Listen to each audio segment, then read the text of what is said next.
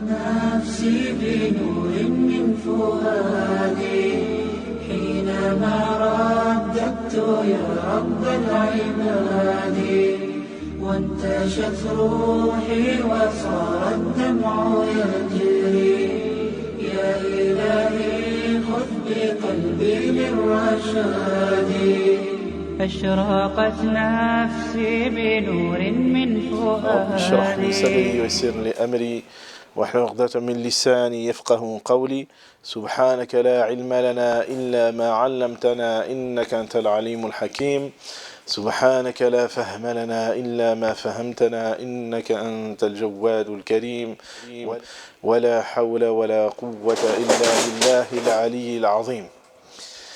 Ma ba'd, assalamu alaikum wa rahmatullahi wa barakatuh.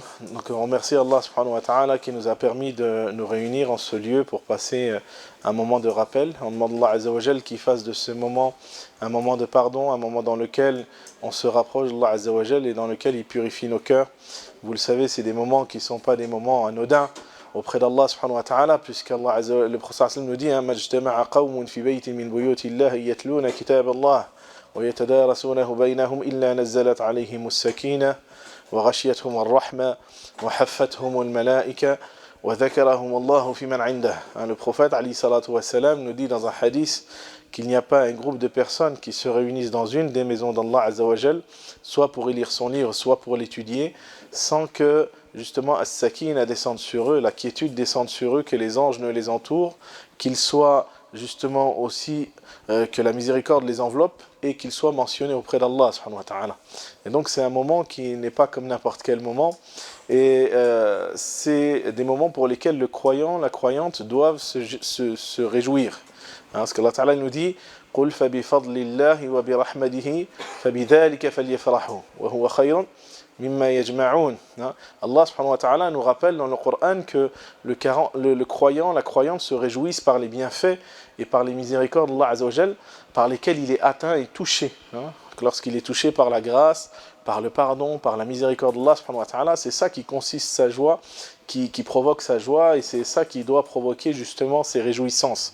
Et donc lorsqu'Allah subhanahu wa ta'ala nous permet d'être ensemble pour évoquer le nom d'Allah Azza wa Jal et faire en sorte justement de pouvoir bénéficier de ses grâces, eh bien on doit se réjouir. Le croyant, il se réjouit des bienfaits de Dieu sur lui, il se réjouit de la récompense d'Allah Azza wa Jal qui lui a préparé, parce que le fait de venir, de s'asseoir et d'évoquer le nom d'Allah Azza wa Jal, ça nous permet d'être proche d'Allah subhanahu wa ta'ala, comme il dit le hadith rapporté par l'imam Muslim, فَإِنْ ذَكَرَنِي عَبْدِي فِي نَفْسِهِ ذَكَرْتُهُ في نفسي وإن ذكرني في ملأ ذكرته في ملأ خير. Le prophète Ali salatu wa salam, il nous dit dans un hadith qudsi que Allah subhanahu wa ta'ala nous dit si mon serviteur m'évoque dans son fort intérieur, je l'évoquerai en mon fort intérieur. Et s'il m'évoque dans une assemblée, alors je l'évoquerai dans une assemblée meilleure que la sienne. Et c'est pour ça qu'en vérité, du coup, chères sœurs, chers frères, on ne peut pas commencer ce moment-là sans, au préalable, manifester notre gratitude à Allah subhanahu wa ta'ala, qui nous a permis d'être présents et de bénéficier de ses récompenses. Imaginez qui on est, nous, pour mériter qu'Allah subhanahu wa ta'ala est en train de nous évoquer dans une assemblée meilleure que la nôtre. C'est pas moi qui le dis, c'est le prophète, alayhi salatu wa salam. Et le prophète, alayhi salatu wa salam, il ne dit que la vérité. وَلَا يَنْطِقُ عَنِ الْهَوَىٰ إِنْ هُوَ إِلَّا وَحْيٌ يُوحَىٰ. Le prophète, il ne parlait pas pour dire n'importe quoi, mais il parlait sous l'effet d'une révélation qui lui est parvenue. Et donc, si chacun d'entre nous, alhamdoulilah, Allah Ta'ala, il nous dit qu'il nous mentionne, il faut qu'on ait la certitude de cela. Parce que la promesse d'Allah subhanahu wa ta'ala, elle est vraie. Et chacun d'entre nous doit en mesurer justement la grandeur et la profondeur, et c'est pour ça qu'on doit se réjouir. فَاسْتَبْشِرُوا أَيُّهَا الْإِخْوَةُ وَالْأَخَوَاتُ بِفَضْلِ اللَّهِ عَلَيْكُمْ وَبِنِعْمَتِهِ. Donc on doit se réjouir lorsqu'on a des moments comme ça qui nous permettent d'être dans le rappel et de partager le rappel d'Allah Azza wa Jal. On doit se réjouir. On doit être heureux, parce qu'il y a des gens, vous savez, aujourd'hui, ils passent leur soirée à faire d'autres choses que d'être dans le rappel d'Allah subhanahu wa ta'ala. Il y a des gens qui sont même dans la désobéissance d'Allah subhanahu wa ta'ala à ce moment précis. Et Allah subhanahu wa ta'ala nous a choisis et il nous a réunis pour qu'on puisse mentionner son nom et obtenir ses faveurs. Et ça, c'est un grand bienfait. Alhamdulillah. C'est pour ça qu'on ne peut pas commencer cette assise, cette réunion, sans au préalable remercier Allah subhanahu wa ta'ala. Parce que si on croit qu'on est là parce qu'on a voulu être là, on se trompe. On est là parce qu'Allah Azza wa Jal, il a voulu qu'on soit là. Hein? Il n'y a rien, il n'y a aucun bien, aucune bonne action qui puisse nous toucher sans qu'elle ne provienne, sans dont l'origine ne soit Allah subhanahu wa ta'ala. وَمَا بِكُم مِّن نِعْمَةٍ فَمِنَ اللَّهِ وَمَا أَصَابَكَ مِنْ حَسَنَةٍ فَمِنَ اللَّهِ. Allah subhanahu wa ta'ala nous rappelle que toutes les bonnes choses, tous les bienfaits par lesquels le croyant il est touché, l'origine c'est Allah subhanahu wa ta'ala. Donc le croyant, lorsque justement il bénéficie de ses faveurs, parce que on pourrait rester des heures à parler des faveurs et des bienfaits de ce genre de réunion, eh ben, on ne peut que se réjouir. Quand on sait que Allah subhanahu wa ta'ala, il pardonne les péchés. Anas ibn Malik, il rapporte un hadith, on le retrouve chez l'imam Ahmed, qui nous dit qu'à chaque fois qu'un groupe de personnes se réunissent, une voix les interpelle en leur disant « Levez-vous, parce qu'Allah subhanahu wa ta'ala vous a pardonné vos péchés et il a transformé vos mauvaises actions en bonnes actions. » Subhanallah, c'est quelque chose sur lequel on doit se réjouir, sans compter le hadith que l'on connaît tous de ces anges qui forment des cercles au-dessus des assises où l'on mentionne le nom d'Allah Azza wa Jal, et qu'à la fin, Allah subhanahu wa ta'ala nous dit que ô mes anges, soyez témoins que j'ai pardonné à ces gens-là, sans compter le fait des bienfaits, ça c'est dans ce bas monde, mais aussi Allah ta'ala nous dit que son amour va de droit à ceux qui se réunissent et qui mentionnent Dieu, qui se réunissent pour lui et qui mentionnent Dieu pour lui. Donc on n'a que des bienfaits à venir se réunir et à partager justement des moments de rappel. Et c'est important pour chacun d'entre nous de se rappeler ça. Moi, le premier qui intervient, mais aussi toutes les personnes qui sont présentes, pour qu'on ne perde pas justement l'objectif et les finalités de cette réunion. Qu'est-ce qu'on veut à travers cette réunion? Celui qui est venu chercher un petit coin de chaleur, il va trouver de la chaleur. Celui qui est venu voir ses frères va voir ses frères. Celui qui est venu écouter un rappel, il va écouter un rappel. Mais celui qui est venu chercher Allah subhanahu wa ta'ala, il va trouver Allah subhanahu wa ta'ala. Et c'est pour ça qu'il faut venir avec les plus nobles aspirations lors de ces réunions, lors de ces rencontres où l'on mentionne le nom d'Allah Azza wa Jal, parce que le prophète nous dit qu'Allah subhanahu wa ta'ala dit « Ana jalisun man dhakarani » je suis proche de celui qui m'évoque. Et donc, celui qui vient avec cette aspiration forte, cette intention profonde, il va ressentir effectivement la proximité d'Allah Azza wa Jal. Il va sentir dans son cœur justement les effluves de la miséricorde et des bienfaits d'Allah subhanahu wa ta'ala.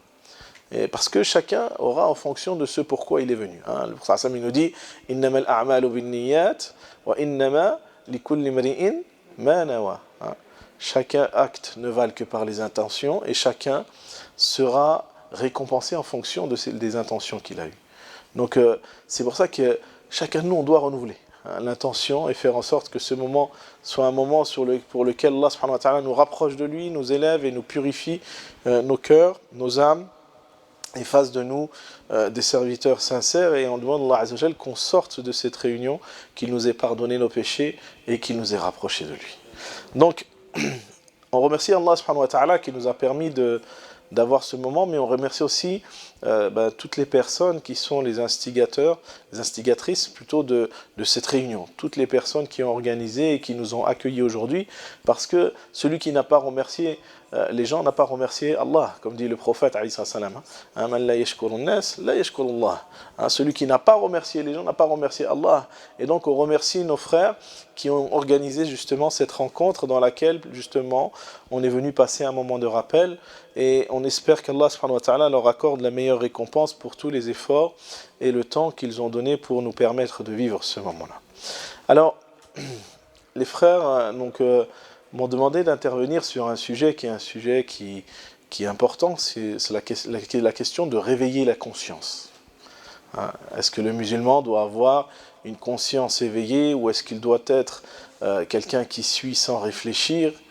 C'est une question qu'on doit se poser, parce qu'à l'heure actuelle, on vit dans une époque où celui qui éveille un peu sa conscience, celui qui sort un peu du lot, il est considéré comme un marginal, et considéré comme quelqu'un qui est un trouble à l'ordre public, etc., etc. Et donc, quelle place le musulman dans tout cela il doit avoir? Est-ce que ça doit être quelqu'un qui doit mettre de côté sa conscience dans l'intérêt général, ou est-ce que ça doit être quelqu'un qui doit appeler à réveiller la conscience, déjà réveiller sa propre conscience et réveiller celle des autres, c'est une question fondamentale que le musulman doit se poser. Parce qu'Allah subhanahu wa ta'ala, quand il a révélé le Coran à son prophète, alayhi salatu wa salam, le premier verset qu'il lui a révélé, c'était de lire, d'observer, d'éveiller sa conscience, de faire en sorte de comprendre et d'analyser pour pouvoir mieux répondre aux réalités qui sont autour de lui. Le premier verset qu'Allah subhanahu wa ta'ala il révèle au prophète sallam, c'est quoi? Iqra, lis. Parce que l'accès à la connaissance, à la compréhension, c'est ce qui va nous permettre d'agir au mieux. Et c'est ce qui va nous permettre justement d'ouvrir notre esprit sur la réalité des choses. Parce qu'il ne faut pas oublier qu'à l'époque où Allah subhanahu wa ta'ala il révèle ce verset au prophète, alayhi salatu wa salam, Quraysh sont plongés dans l'idolâtrie, dans l'injustice, dans beaucoup de pratiques qui sont contraires aux mœurs et à la fitra, à la notion de fitra. Et ce message de l'islam, il est venu justement pour sortir les gens de l'obscurité de l'jahiliya, de l'ignorance, vers la lumière d'Allah subhanahu wa ta'ala. Il ne faut pas oublier que ce message il était avant tout un message d'éveil, justement. Un message dans lequel il nous demande de réfléchir, il nous demande d'analyser, il nous demande de comprendre l'environnement dans lequel on se trouve, afin de pouvoir justement y apporter ce qu'on appelle l'islah, la réforme. Le fait de pouvoir faire en sorte que cette réalité devienne une réalité qui soit une réalité positive pour l'être humain. Parce qu'il ne faut pas oublier que sharia, la notion de loi islamique, c'est une notion qui a pour but et finalité d'apporter le bonheur et le bien-être des hommes sur terre. C'est ça l'objectif principal de sharia. Aujourd'hui, quand tu entends les médias, le sharia, tu as l'impression que c'est juste couper des mains et ça s'arrête à là. Alors qu'en vérité, sharia, c'est quelque chose de beaucoup plus vaste, de beaucoup plus complexe, et dont le but premier, c'est d'apporter à l'homme son bonheur, dans cette vie, mais aussi dans la vie dernière. Et c'est pour ça que, justement, on a établi dans les finalités de la loi des objectifs à mettre en place pour arriver à ce bonheur-là. Que ce soit dans le domaine de l'indispensable, ce qu'on appelle le daruri, ou bien après ce qu'on appelle le haji, les besoins, ou bien le tahsini, l'accessoire. Et tous ont un but précis, c'est d'apporter à l'être humain justement ce dont il a besoin pour vivre heureux sur terre et lui éviter les malheurs et les difficultés. Et c'est un des buts de sharia. Sharia est venu pour lever les préjudices, pour lever les difficultés et pour amener l'homme à être heureux. Sauf que l'homme, des fois, il croit que le bonheur se trouve ailleurs. Et donc Allah Ta'ala, il a envoyé des messagers et des prophètes afin d'éveiller la conscience des hommes à cette réalité-là. Parce que l'être humain, quand il n'est pas proche d'Allah subhanahu wa ta'ala, il est comme un enfant. L'ego, ça reste l'ego, qui est attiré par les choses de ce bas monde, par les passions, par les désirs. Et donc, un enfant, quand tu le mets dans un magasin où il y a plein de jouets, où il y a plein de bonbons, il va tout vouloir. Mais nous, alhamdoulilah, Allah Ta'ala nous a envoyé des messages et des prophètes, tout comme un parent, avec cette bienveillance, pour pouvoir nous amener justement à prendre conscience de la réalité des choses et pouvoir mener une existence qui soit une existence de joie. Parce que l'enfant, quand il voit les bonbons et les jouets, il ne voit pas forcément que trop de bonbons, ça peut lui apporter des caries, des maladies, etc. Quand on n'a pas la réalité des choses, eh ben forcément, ça va pousser l'enfant à manger trop et jusqu'à en devenir malade. Et ben nafs, il est là, c'est pareil. Nafs, elle est nourrie par shahwa, par des désirs, par des passions, que si on n'a pas une orientation et un cadre qui nous permet de le maîtriser et de l'éduquer, eh ben on peut suivre n'importe quel chemin. Et en vérité, les prophètes et les messagers n'ont eu de rôle que justement d'éveiller la conscience de l'homme à sa fitra, ce pourquoi Allah subhanahu wa ta'ala l'a créé.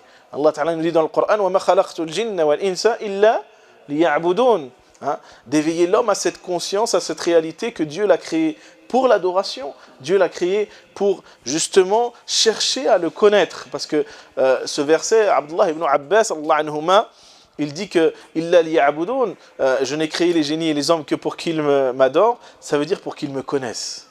Parce que celui qui ne connaît pas Allah subhanahu wa ta'ala dans ce bas monde, comment il va pouvoir être proche de lui fil akhirah?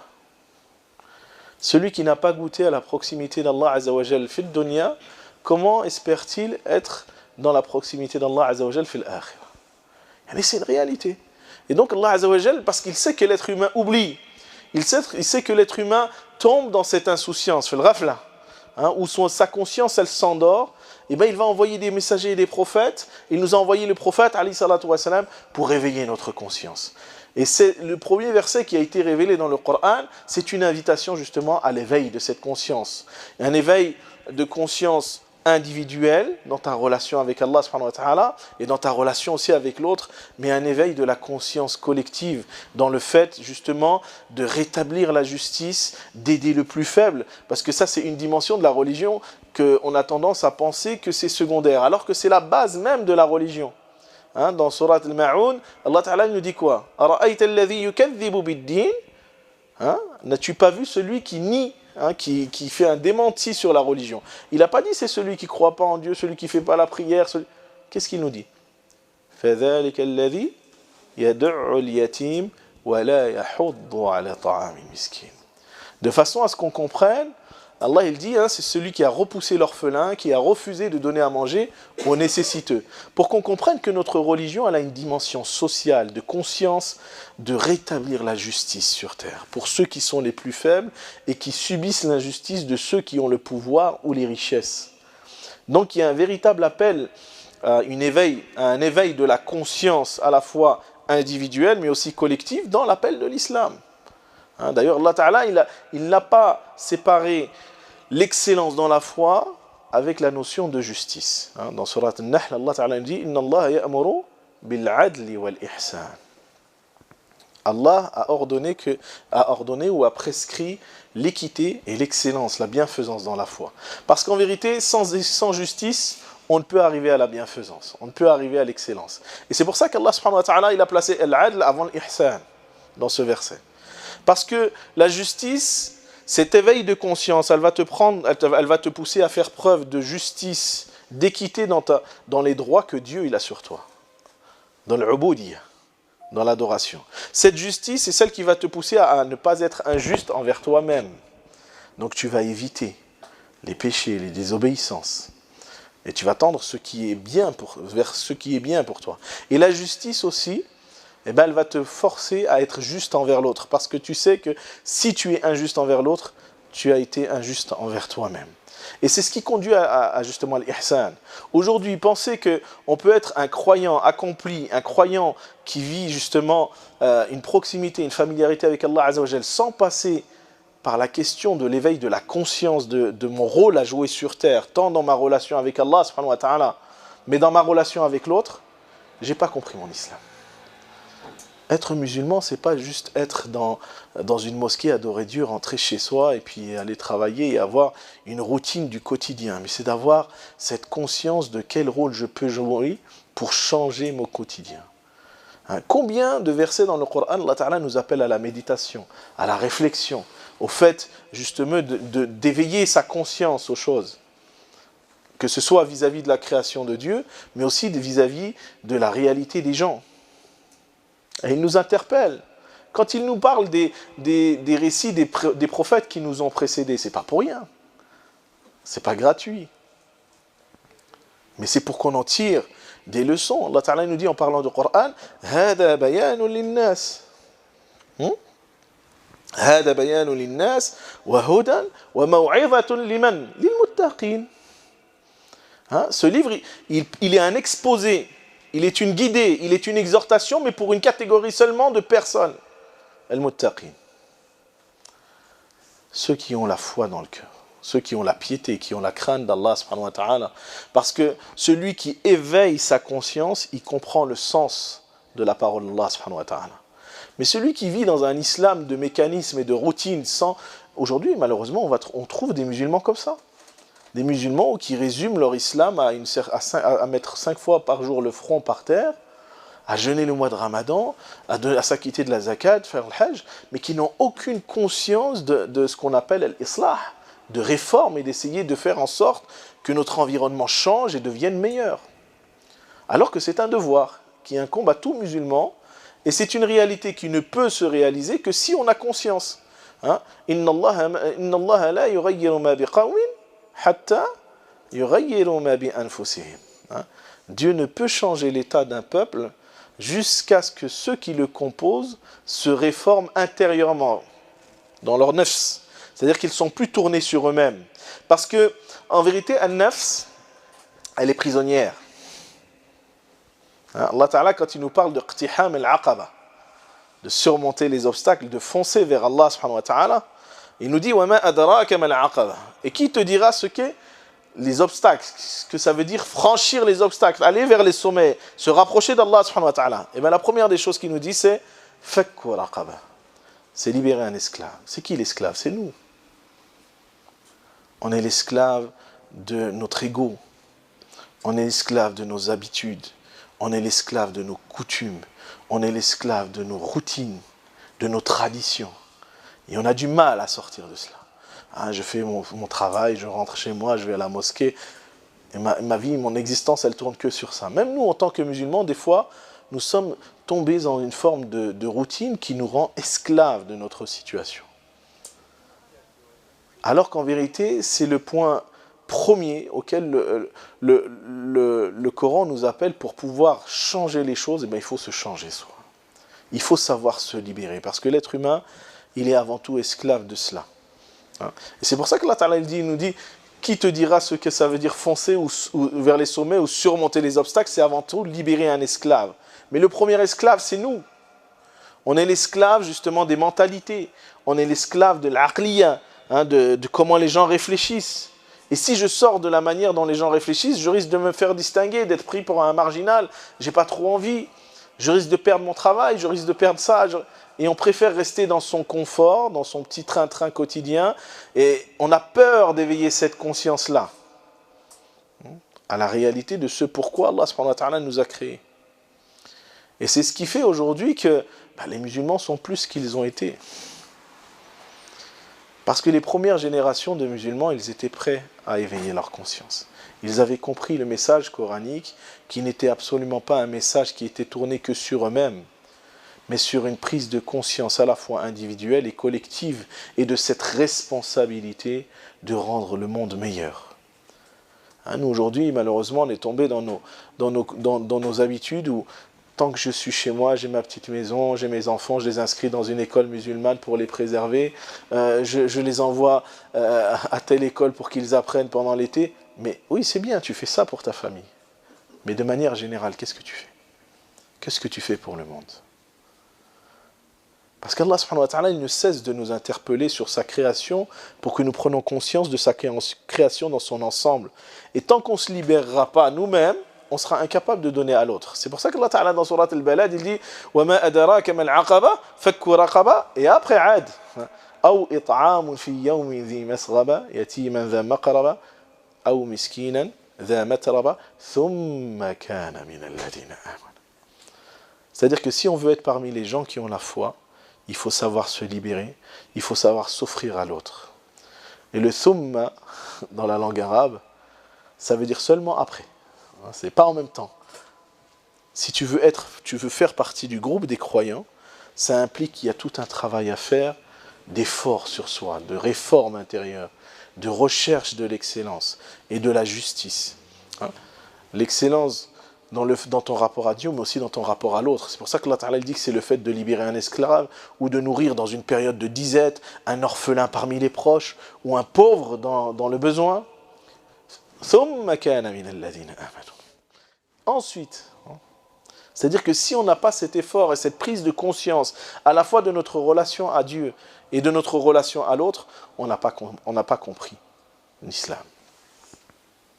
Et on peut y arriver que si justement on se remet en question, que si justement on est conscient de la réalité des gens, pas seulement de ma réalité à moi. Il ne faut pas que j'ai une attitude d'égoïsme dans ma relation à Dieu, mais aussi dans ma relation à l'autre. Parce que si tu cherches vraiment Allah subhanahu wa ta'ala, tu dois te libérer du moi pour penser aux autres. Et c'est que comme ça que tu as la foi vraiment. C'est pour ça que le prophète sallallahu alayhi wa sallam disait La yu'minu ahadukum hatta yuhibba li akhihi ma yuhibbu li nafsi. Quand on regarde tous les hadiths qui nous poussent à l'excellence dans la foi, ce sont des hadiths qui nous poussent à nous tourner vers les autres, à avoir une conscience de l'autre, pas seulement d'être tourné vers soi, mais d'éveiller sa conscience sur Dieu. Et lorsqu'on a éveillé notre conscience à Allah subhanahu wa ta'ala, forcément ça doit nous tourner et ça doit nous pousser à trouver Allah à travers les autres. Pas forcément, pas que à travers moi, mais à travers l'autre. C'est pour ça que quand je vous disais tout à l'heure dans Surat al-Ma'un, Allah ta'ala il dit le fait de démentir la religion, c'est pas, il nous a pas parlé de choses qui nous concernent personnellement, mais c'est avant tout le fait de renier le droit des autres. De ne pas prendre conscience du besoin que l'autre il a. Cette dimension sociale. Et si on n'a pas ce souci-là, ben, les gens peuvent mourir autour de nous, il n'y aura pas plus de réaction que ça. Et malheureusement, ben, c'est ce qu'on trouve aujourd'hui. On trouve de manière générale un manque de prise de conscience par rapport à des problèmes, par rapport à des soucis, par rapport à une injustice flagrante qui est en train de s'établir. Et les musulmans ne sont pas là pour justement travailler, œuvrer pour rétablir la dignité de l'être humain dans son quotidien. Parce que c'est, faut pas oublier qu'Allah Ta'ala, il a honoré ce fils d'Adam, sur terre. Alors comment, en tant que musulman, si Allah subhanahu wa ta'ala, il a honoré ce fils d'Adam, nous on peut considérer que c'est pas grave s'il vit dans une forme d'injustice ou dans une forme d'oubli d'Allah Azza wa Jal. Le prophète il avait cette conscience au point où il avait ce souci perpétuel. Au point où Allah Ta'ala lui en a fait le reproche. On sait bien que ce qu'ils disent te cause du tort. Parce qu'il avait cette conscience, lui. Pourquoi il était triste pour Quraysh? Parce qu'il savait que s'il ne suivait pas la parole d'Allah Azza wa Jal, il serait perdu. Il savait que si il ne prenait pas conscience, il serait perdu et il connaîtrait le malheur dans ce bas monde et dans la vie dernière. Et le prophète, il avait ce souci pour les gens. Quand il se lève la nuit et qu'il pleure, qu'il dit « Ummati, Ummati », c'est qu'il avait la conscience éveillée, il avait un souci pour l'autre. Il n'avait pas un souci pour celui qui croit, il fait la prière. Non, celui-là, alhamdoulilah, Allah Ta'ala nous dit « Wa bashiril mu'minin ». Il ne dit pas, il dit pas avertis les croyants, il dit non, annonce la bonne nouvelle aux croyants. Est-ce qu'on pense que le prophète il pleurait pour celui qui prie, qui donne zakat, qui fait siyam, qui essaie de s'efforcer de suivre sa religion? Non. Le prophète, il pleurait pour ceux de sa communauté qui refusaient de se conformer à l'appel d'Allah. Parce qu'il avait conscience de leur devenir. Il voulait le bien pour eux. Qu'en est-il de notre réalité? Alors que c'est l'objectif pour lequel on doit porter cette foi. Les premières générations de croyants l'ont tellement bien compris qu'en moins d'un siècle, ils ont changé le monde. Et nous, ça fait des siècles et des siècles et des siècles. Qu'est-ce que les musulmans, ils apportent aujourd'hui? C'est une question qu'on doit se poser. Parce que si on était vraiment à la hauteur, Sahaba, ils avaient moins de moyens techniques que nous, moins de moyens financiers, moins de moyens peut-être en termes de nombre, mais ils ont changé la face du monde en moins d'un siècle. Et nous, combien de siècles qui passent? De quelle manière on influence le monde aujourd'hui? De quelle manière, justement, on fait en sorte de rétablir la justice? Aujourd'hui, quand il y a des gens qui pointent l'injustice chez les autres, on les découpe, on les met dans une boîte et on met de l'acide et on n'en parle plus. Quand on veut éveiller la conscience. Les savants qui parlent, qui éveillent la conscience, on les emprisonne.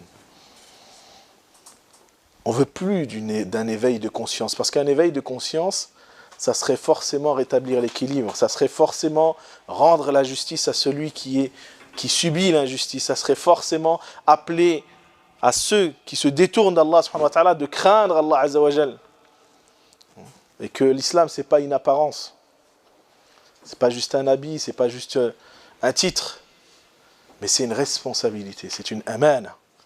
Une amana que le ciel et la terre et les montagnes ont refusé de prendre. Tellement c'était une responsabilité forte. Mais l'être humain, dans son ignorance et dans son ingratitude vis-à-vis d'Allah Azza wa Jal, il a cru qu'il était capable de porter cette amana. On voit aujourd'hui le monde. Quand l'homme il décide de porter l'amana, ce que ça fait.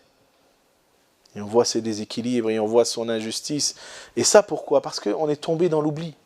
On est tombé dans le rafla. Il n'y a plus cette prise de conscience des choses. Où il y avait des gens qui étaient des esclaves.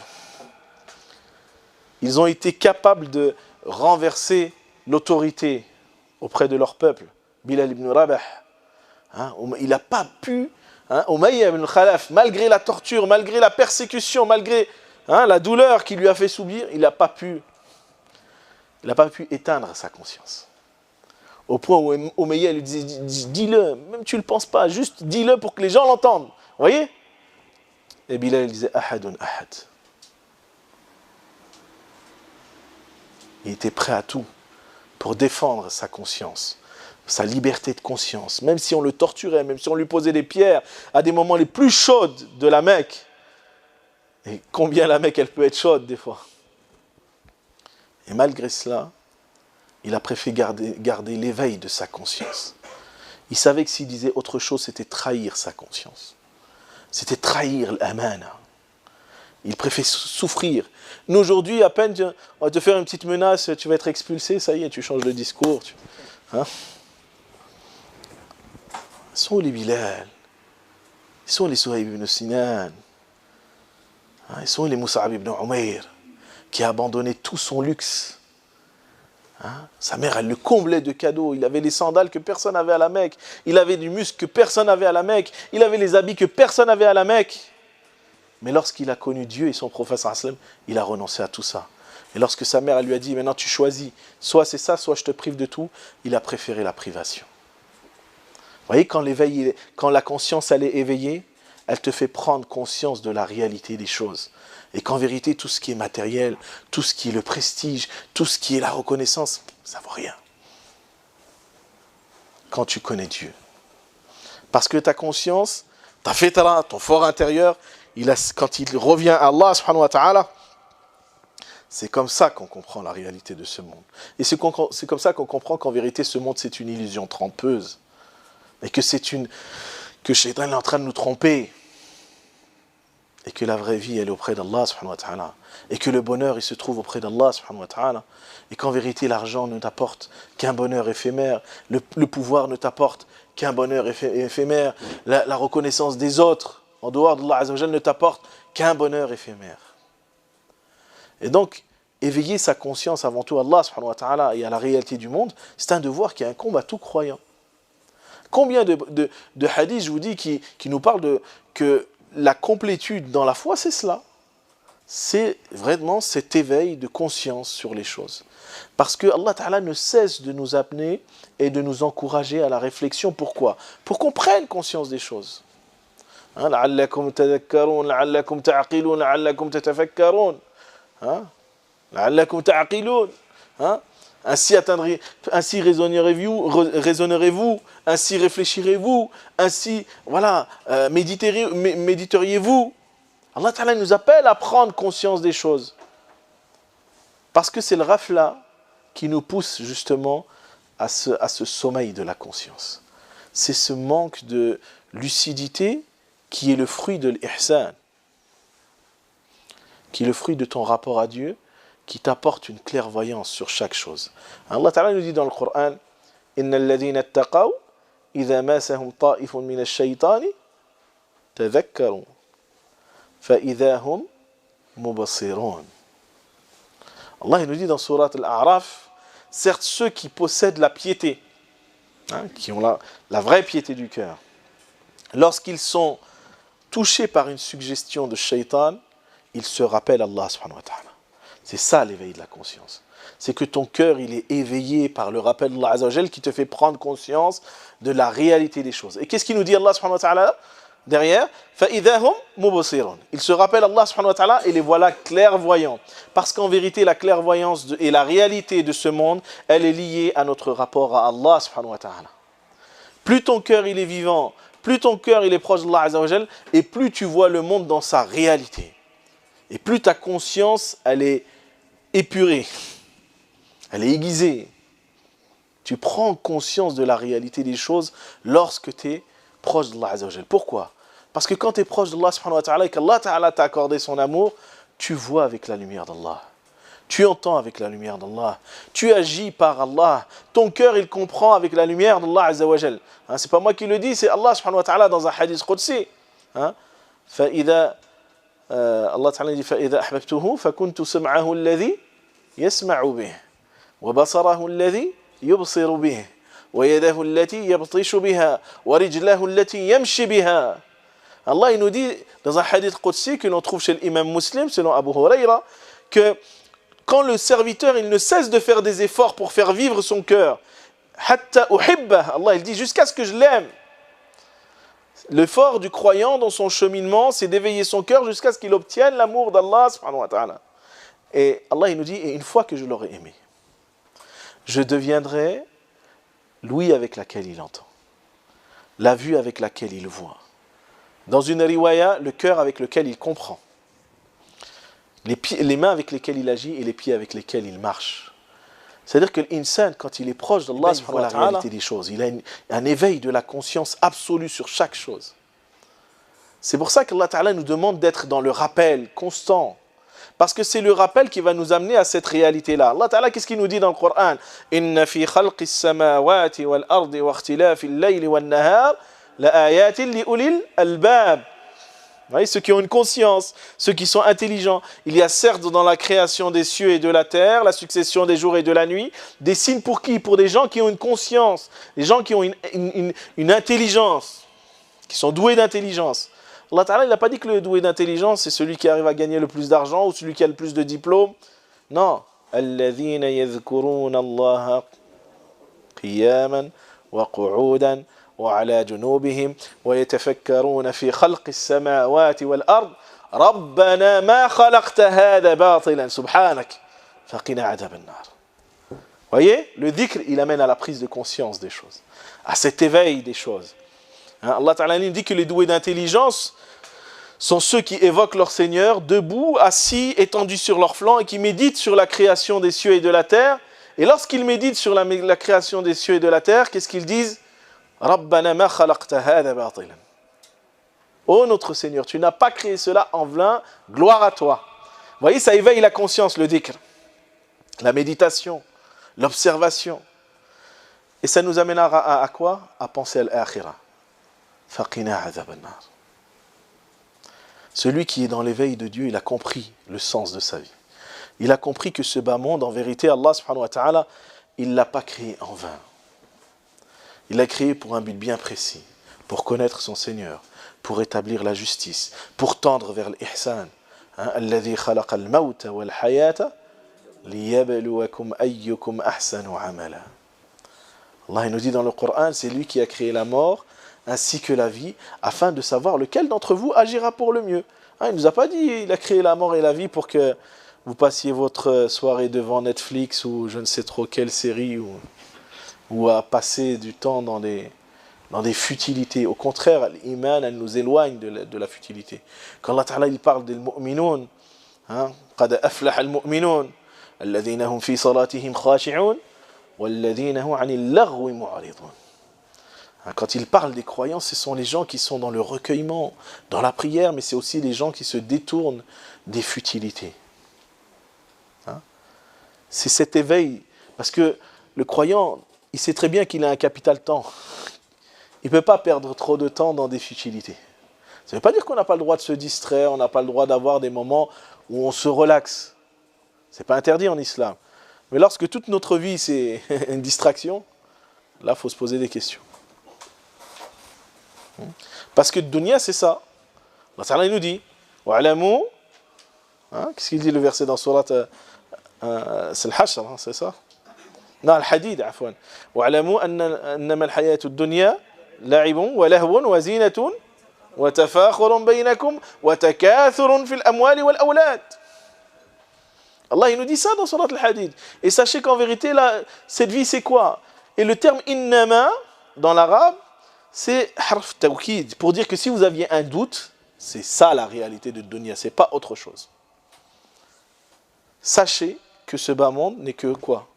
La'ibun, un jeu, wa lahwun, futilité, wa zinatun, une fausse parure, wa tafakhurun baynakum, une course à la vanité entre vous, et au fait wa takathurun fil amwali wal awlad.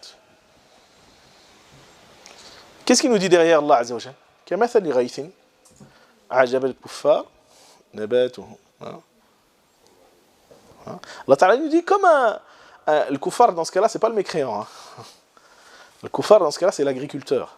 Il y a beaucoup qui traduisent ce verset en pensant que le kuffar, dans ce cas-là, c'est le mécréant. Non. Parce qu'en vérité, le vrai sens, l'origine qu'on appelle le kafir, ça vient du verbe kafara, qui était utilisé dans l'agriculture, c'était le fait de recouvrir une graine avec de la terre. Et à la base, c'était un terme agricole. Hein, c'est-à-dire le fallah, quand tu dis un kafir, à la base, c'est le fallah. Et c'est pour ça qu'Allah Ta'ala dit comme une pluie qui va émerveiller un agriculteur parce qu'il va voir que ses plants vont pousser. Bien sûr, la pluie, elle fait du... Et il dit quoi, Allah Ta'ala? Et jusqu'à ce qu'il voit les plants sortir de terre, mais peu de temps après, ces plants vont durcir, le vent va l'enlever, khlas. Ça ne va pas durer. C'est pour dire que des fois, nous, on s'émerveille pour pas grand-chose. Et quand on a compris le sens de dunya, ben on s'en émerveille pas. Ce sur quoi on va s'émerveiller, c'est sur les signes d'Allah subhanahu wa ta'ala, bien sûr, mais pas sur le fait de se focaliser et de travailler dans ce bas monde. Et ce qui va faire que le cœur, justement, va prendre conscience de ça, c'est un cœur éveillé. C'est pour ça que le prophète, alayhi salatu wa salam, il disait l'exemple de celui qui évoque son Seigneur et celui qui ne l'évoque pas. مثل الذي يذكر ربه والذي لا يذكره كمثل الحي والميت. Hadith rapporté par l'imam Muslim, dans lequel le prophète dit l'exemple de celui qui évoque son Seigneur et celui qui ne l'évoque pas, bah c'est comme l'exemple du mort et du vivant. Le mort, il a une conscience, il n'a pas de conscience. Aujourd'hui, il y a des gens qui sont vivants mais qui sont morts. Ils n'ont aucune conscience. La seule chose qui les préoccupe, c'est comment je vais payer mon crédit de consommation et mon crédit de la maison et mon crédit de ça et mon crédit. Vous voyez, on a fait en sorte que l'être humain aujourd'hui, il reste un esclave. Il n'y a plus d'esclavage en Occident à proprement dit officiel, mais on a mis les gens en esclavage. On les fait travailler, on les paye à coups de lance-pierre, hein, on leur met un crédit à la consommation, un crédit pour la maison, un crédit pour la voiture, un crédit pour les vacances. Eh ben, même si sa conscience à un moment elle le titille, elle dit, mais il va se dire, mais moi, il faut que je paye mes crédits. Vous voyez ? Et on a poussé sur les êtres humains, et regardez ce qui se passe maintenant en France. À force de tirer, ben à un moment, la conscience, elle prend le dessus. Hein, quand l'être humain, il n'est plus en mesure de supporter l'insupportable, ben sa conscience, à un moment, elle lui dit, mais qu'est-ce que tu es en train de faire? Oui, tu as des crédits à la consommation, mais de toute façon, tu n'es pas en train de vivre. Et à côté de ça, le musulman, il a cette conscience que ce bas monde, il n'est rien. Hein, c'est pour ça que le musulman, il doit agir différemment. Il doit agir dans le sens d'apporter vraiment l'islah aux gens. Et que c'est son rapport à Allah subhanahu wa ta'ala qui va éveiller sa conscience. Et pour que son rapport à Allah azza wa jal soit fort, bah, premièrement, il faut qu'il s'entoure de gens qui éveillent sa conscience. Hein, parce que le prophète sallallahu alayhi wa sallam nous dit Al-mar'u ala dini khalilih falyanzur ahadukum man yukhalil. يا أيها الذين آمنوا اتقوا الله وكونوا مع الصادقين واصبر نفسك مع الذين يدعون ربهم بالغداة والعشي يريدون وجهه ولا تعد عيناك عنهم تريد زينة الحياة الدنيا. Qu'est-ce qui va nous permettre de rester dans cette conscience et d'éveiller la conscience? C'est un environnement sain.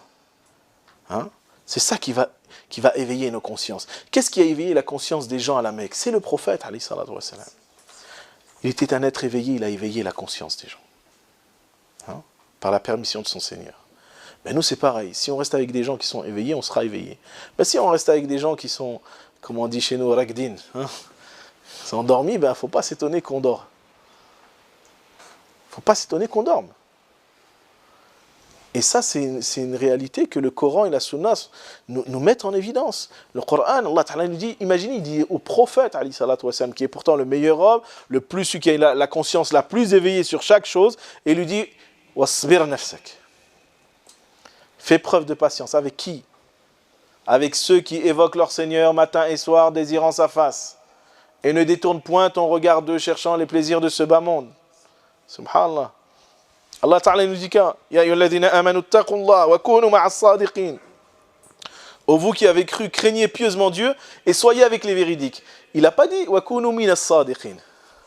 Il a dit ma'a. Allah la yaqulu shay'an illa al-haq. Allah il ne dit rien qui ne soit pas une vérité. Tout ce que dit Allah, chaque mot qui est placé dans le Coran, il a son rôle. Si Allah Ta'ala il a dit وَكُونُوا مَعَ الصَّادِقِينَ et pas وَكُونُوا مِنَ الصَّادِقِينَ, il ne dit pas soyez des véridiques, il dit soyez avec les véridiques. Parce que c'est avec les véridiques qu'on devient véridique. C'est par la fréquentation des véridiques qu'on devient véridique. C'est par la fréquentation de ceux qui ont une conscience éveillée qu'on éveille sa propre conscience. Mais si on reste avec des gens qui pensent à tout, sauf à des choses qui sont importantes dans la vie, on va être forcément influencé par ces gens-là. Et le dhikr, et le rappel aussi, et la sincérité, tout ça c'est des notions qui nous amènent justement à prendre conscience de certaines choses, et plus l'insan il se rapproche d'Allah Azza wa Jal, plus il œuvre et qu'il obtient l'amour d'Allah subhanahu wa ta'ala, et plus son esprit il s'ouvre à la réalité du monde. Et il ne voit pas le monde comme les autres le voient. Il voit le monde tel qu'Allah subhanahu wa ta'ala veut lui faire voir. Et si aujourd'hui on n'est pas au rendez-vous, il faudrait peut-être qu'on se remette en question, qu'on fasse un grand repentir, qu'on voie quelle est notre relation à Allah subhanahu wa ta'ala, vraiment. Parce que si notre relation à Allah subhanahu wa ta'ala elle était profonde, elle était comme celle de Sahaba, on serait en train de changer le monde. Et ça c'est une chose que je me dis à moi-même, avant tout. Mais je pense qu'il est important qu'on se le dise. Parce que des fois on est tombé nous-mêmes dans des formes de routine, d'habitude.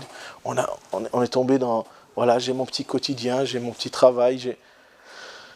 On le voit, surtout depuis ces dernières années, il y a une baisse d'implication, de prise de conscience, de da'wah. Alors que da'wah, ce n'est pas une option, ça fait partie des devoirs du croyant. Nous, on pense que da'wah, ouais, si j'ai le temps. Après ma série Netflix. Non. Da'wah, c'est en premier. Da'wah, c'est une responsabilité. On a ce devoir de rappel. فَذَكِّرْ إِنَّمَا أَنْتَ مُذَكِّرْ لَسْتَ عَلَيْهِمْ بِمُسَيْطِرٍ. On force personne à la fois, mais on a un devoir de rappeler. Et si on ne le fait pas, on a manqué à nos devoirs. C'est pas parce qu'on vit dans un pays non musulman, dans un environnement qui est pas favorable à l'appel qu'il ne faut pas le faire. Il y a plein de façons de faire l'islam, d'appeler à l'islam. Le prophète il était tout seul à Mecque. Il est monté sur le mont de Safa, il leur a dit, si derrière il y a une armée qui est prête à vous attaquer, est-ce que si je vous disais qu'une armée elle est prête à vous attaquer là derrière le mont de Safa, est-ce que vous allez me croire? Ils lui ont dit, bien sûr on va te croire, tu nous as jamais menti, tu es le meilleur d'entre nous. Il leur a dit, alors je vous avertis d'un châtiment douloureux. Vous voyez, il a même pas ménagé son discours. Je vous dis pas qu'aujourd'hui il faut que nous on ait ce discours direct. Allah Ta'ala nous dit, وَادْعُوا إِلَى سَبِيلِ رَبِّكَ بِالْحِكْمَةِ وَالْمَوْعِظَةِ الْحَسَنَةِ. وَجَادِلْهُمْ بِالَّتِي هِيَ أَحْسَنُ. Allah il nous dit qu'il faut appeler à la voix d'Allah avec sagesse, avec de belles exhortations, et il faut débattre avec les gens de la plus belle des façons, soyons clairs. Mais est-ce qu'il nous a dit ne le faites pas par contre? Non. Et ça c'est de la responsabilité de chacun.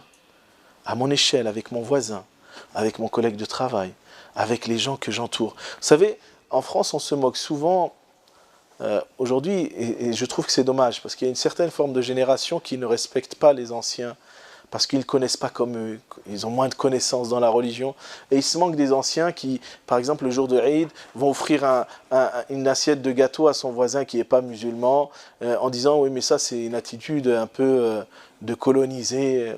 Non, il est en train de faire da'wah, sauf que toi tu as compris ça autrement. Parce que quand lui il offre son assiette de gâteau à son voisin, et que son voisin il est marqué par la gentillesse de ce musulman qui lui offre des choses.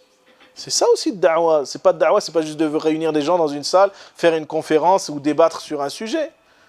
Tu peux faire da'wah au quotidien, par des petits gestes.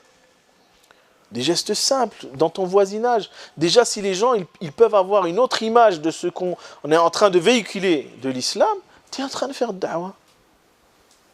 Subhanallah, je me rappelle une année où on avait fait une petite kermesse sur une pelouse en face d'un bâtiment. Et à la fin de la kermesse, un homme est venu nous voir. Il a dit, voilà, je viens de la part de mon frère. Parce que mon frère, il n'a pas osé venir parce qu'il n'aime pas les musulmans. Comme ça. Il a dit, mais après avoir vu des femmes voilées, souriantes, des barbus en train d'animer des trucs... il m'a dit de vous dire que maintenant, il vous aimait un peu mieux. Oui? On ne se rend pas compte. C'est pour ça qu'aujourd'hui, on ne veut pas de visibilité des musulmans. C'est pour ça qu'on pousse le musulman à une certaine forme de communautarisme. Il faut s'inscrire dans une résistance par rapport à cela. Pacifique, mais résistance. Il faut être sur le terrain. Le prophète, même si on l'insultait, même si on le... C'est sa conscience qui le poussait à se dire, non, malgré le fait qu'on fait preuve d'hostilité envers moi, je serai là parce que j'ai une responsabilité de proposer quelque chose qui va apporter le bonheur aux hommes. Est-ce que nous, quand on se lève le matin, on a ce souci-là? Est-ce qu'on a cette conscience de se dire, on porte un message qui peut apporter le bonheur à tous les êtres humains, qu'est-ce que je fais pour contribuer à ce bonheur-là? C'est une question qu'on doit se poser sincèrement. Parce que vaut mieux se la poser maintenant qu'on nous la pose plus tard. Comme disait Omar, hasibu anfusakum qabla an tuhasabu. Wazinu a'malakum qabla an tuzinu. Demandez-vous des comptes avant qu'on vous les demande. Et pesez vos actions avant qu'on ne les pèse. On a une responsabilité. On croit que la mort, elle ne va pas nous toucher, mes frères et sœurs. Si l'un d'entre nous, il vient à mourir à maintenant, qu'est-ce qu'on va dire à Allah subhanahu wa ta'ala? Ya Rab, excuse-moi, j'avais pas le temps. Il fallait que je m'occupe de ça. Mais Allah ta'ala, il t'a pas mis sur terre comme ça pour que tu passes ces années en vain. Il t'a mis sur terre pour que tu joues un rôle positif pour l'homme. Pour l'être humain, pas que pour les musulmans. C'est l'être humain. Quand le prophète dit la yu'minu ahadukum hatta yuhibba li akhihi ma yuhibbu li nafsihi, faut comprendre la notion de ukhuwa dans son universalité. Pas que ton frère dans le sang, pas que ton frère dans la religion, mais ton frère humain. Est-ce que tu veux vraiment pour lui ce que tu veux pour toi? Parce que quand toi tu veux une chose, tu agis pour l'avoir.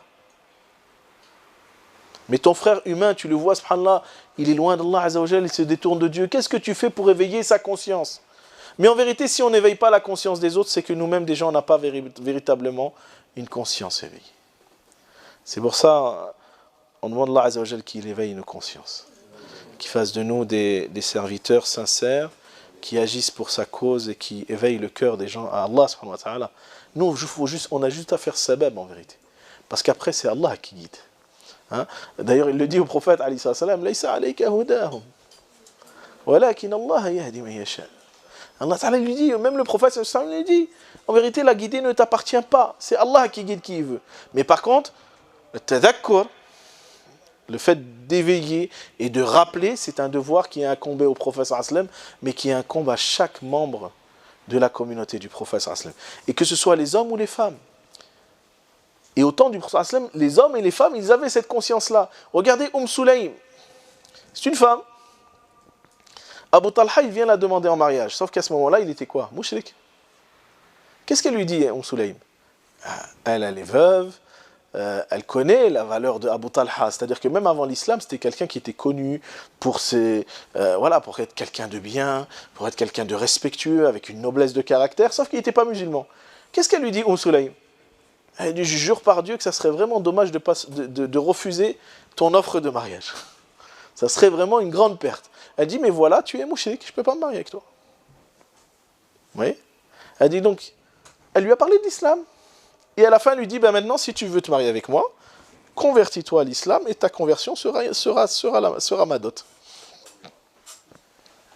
Et elle va le convaincre. Et Abu Talha va se convertir à l'islam, il va devenir un grand compagnon du prophète, alayhi salatu wa salam. Regardez, cette femme, elle avait cette conscience. Elle a trouvé sabba.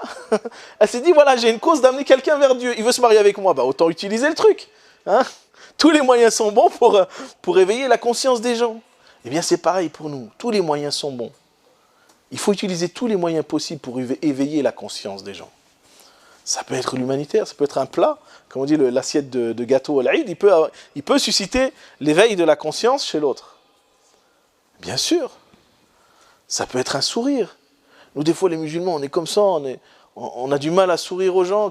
Et quand ils ne sont pas musulmans, ah non, moi, je ne me pousse pas du chemin. Le prophète il a dit qu'il ne fallait pas que je me pousse du chemin devant le kafir. Mais ça, il l'avait dit dans un contexte particulier.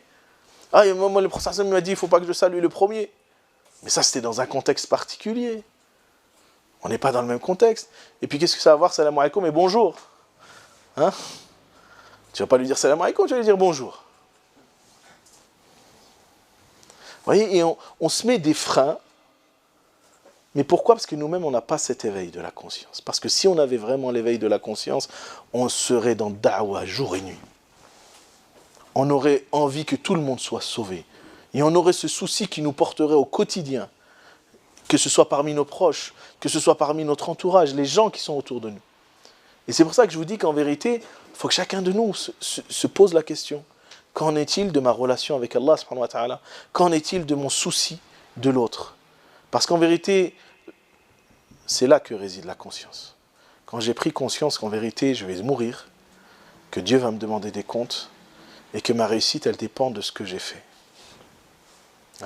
Kullu nafsin dha'iqatul maut, wa innama tuwaffawna ujurakum yawm al-qiyamah. Faman zuhziha 'anil nar wa udkhila al-jannah faqad faz. Wa ma al-hayatud dunya illa mata'ul ghurur. Allah Ta'ala nous dit que tout le monde, on va tous aller vers la mort. Et qu'en vérité, après la mort, chacun sera rétribué en fonction de ce qu'il a fait yawm al-qiyamah. Vous voyez, c'est l'amal. Qu'est-ce que tu as préparé? Faman zuhziha 'anil nar, celui qui a tout fait pour éviter le feu et qu'il entre au paradis, faqad faz. C'est ça la vraie réussite. C'est pas de réunir beaucoup d'argent.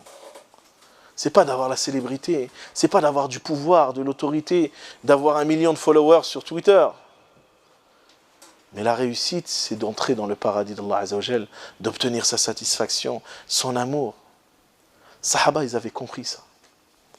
C'est pour ça que leur vie tout entière, elle était consacrée à Dieu et son prophète. C'est pour ça qu'à la bataille de Tabouk, lorsque le prophète dit « Anfiqo », dépensez de votre argent, tu vois Othman qui vient poser le tiers de sa fortune, tu vois Omar qui vient poser la moitié de sa fortune, tu vois Abu Bakr qui pose toute sa fortune, parce qu'ils ont compris qu'en vérité, la réussite, elle se trouve de ça. Elle ne se trouve pas dans le fait de thésauriser l'or et l'argent pour avoir beaucoup d'argent en banque. Hein? Tu as des projets aujourd'hui, tu as des musulmans, ils ont de l'argent.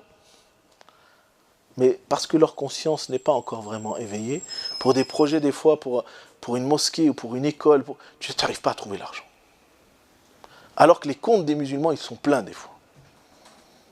Et qu'est-ce que tu fais de cet argent? Tu le laisses dans le compte, il se remplit jusqu'à ce que tu meurs et que tes héritiers ils se déchirent pour ça. Alors que si tu le dépensais fi sabilillah, tu le trouves auprès d'Allah Azza wa Jal, parce que c'est une sadaqa jariya. Ils sont où nos priorités? Qu'Allah Ta'ala nous accorde le fait d'éveiller nos consciences et qui nous permette de recentrer nos priorités dans nos vies. أقول قولي هذا واستغفر الله لي ولكم إنه غفور رحيم فاستغفروه يغفر لكم واشكروه على نعمه يزد لكم وآخر دعوانا أن الحمد لله رب العالمين. Si vous avez des questions, n'hésitez pas à prendre la parole, Inch'Allah. Et si j'ai dit quelque chose de bien, ça vient d'Allah. Ce que je n'ai pas dit de bien, ça vient de moi. Hein? Alhamdulillah.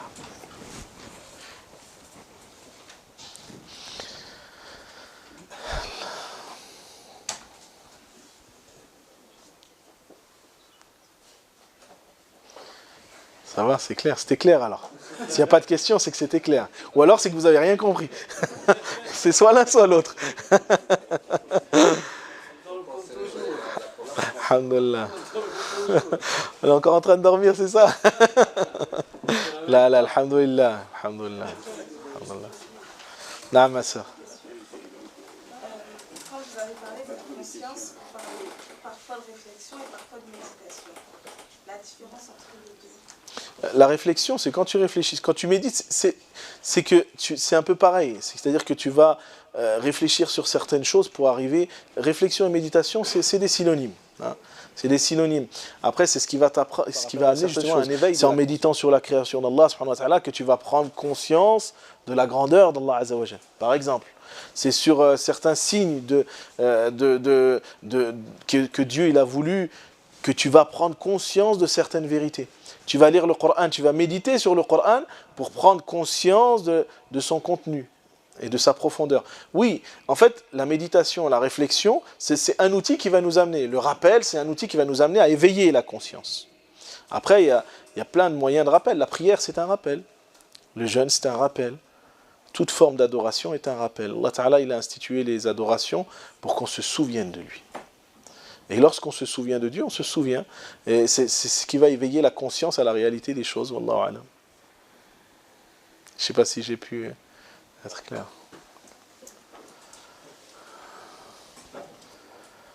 Pas de questions chez les frères? Alhamdulillah. Alhamdulillah. Bismillah, tfadal akhi. بارك الله يجزيك خير وتجازى الله يكرمك. نعم أخي. Tu t'appelles comment? عثمان. تفضل أتعال. Alors, comment on peut faire pour adorer Dieu au quotidien? C'est-à-dire des points de connexion qui se présentent. Comme j'ai dit tout à l'heure, il faut se fixer en fait déjà un environnement sain. C'est-à-dire que si tu restes avec des gens qui te rappellent Dieu, qui te rappellent Allah, tu vas être poussé à te rappeler plus d'Allah. Si tu restes avec des gens qui éveillent ta conscience à Allah Azza wa Jal, tu vas avoir envie d'adorer Allah plus. C'est pour ça que le Prophète il dit Ar-rajulu ala dini khalil, que l'homme il a le même degré de religion que son ami intime. Falyanzur ahadukum man yukhalil. Que chacun d'entre vous voit donc celui qui prend pour ami intime. Donc, il faut que tu te crées un environnement qui te permet d'être dans le dhikr. Déjà vis-à-vis de tes fréquentations, vis-à-vis des gens qui sont autour de toi. À côté de soi, il faut aussi que tu aies un barnamaj quotidien de rappel. Combien de temps par jour tu passes dans le Coran? Combien de temps par jour tu fais la prière? Combien de temps par jour tu fais du dhikr? Ça, c'est des choses qui font vivre le cœur. Nous, des fois, on passe des heures devant les réseaux sociaux. À scruter les réseaux sociaux, on est incapable de lire un hizb par jour. Alors qu'un hizb par jour, pour quelqu'un qui lit bien, c'est 20 minutes, 15 minutes, pas plus. Donc on est capable en vérité de lire beaucoup plus qu'un hizb par jour. Alors quelle est ma relation avec Allah subhanahu wa ta'ala si je néglige son Coran, si je néglige sa prière, en sachant que Allah ta'ala dit wa aqimi salata li dhikri, et accomplit la prière pour être dans mon souvenir. Tu vois, Allah Ta'ala il nous a demandé de faire le dhikr al-kathir, abondamment d'évoquer Allah subhanahu wa ta'ala. C'est-à-dire que même quand tu vas à ton travail, il faut que tu évoques le nom de Dieu. Il faut que toute ta vie, elle soit un rappel perpétuel d'Allah subhanahu wa ta'ala. Mais ça, tu ne peux pas y arriver du jour au lendemain. Il faut que tu te donnes les moyens. Et il faut commencer par des choses qui sont accessibles. Quelqu'un qui n'a jamais couru le marathon, tu lui dis du jour au lendemain, demain tu vas faire le marathon de 40 km, il ne va pas pouvoir le faire. Tu vois ? Il faut qu'il commence tout doucement. Il n'avait pas l'habitude de courir, il va courir 100 mètres, 200 mètres, 500 mètres. Et petit à petit, il augmente. C'est pareil pour le Coran, c'est pareil pour la prière, c'est pareil pour le jeûne, c'est pareil pour tout. Mais au quotidien, il faut se poser la question, qu'est-ce que je suis capable de lire? Voilà, moi avant, je ne pouvais même pas lire une page de Coran. Combien de pages de Coran je peux lire aujourd'hui par jour, objectivement? Et tu te fixes cet objectif, tu te l'imposes à toi-même. Ce moment de dhikr, combien de minutes je peux passer dans le dhikr? Je me mets face à l'qibla, je répète, je fais l'istighfar, je fais salat al-nabi alayhi salatu wa salam, je répète du dhikr, la ilaha illallah, la hawla wa la quwwata illa billah, subhanallah, walhamdulillah, Allahu akbar, en sachant qu'à chaque fois que tu dis ça, Allah il te plante des arbres dans le paradis, subhanallah. Et tu fais en fonction, avant je ne faisais pas, maintenant je vais faire 15 minutes par jour.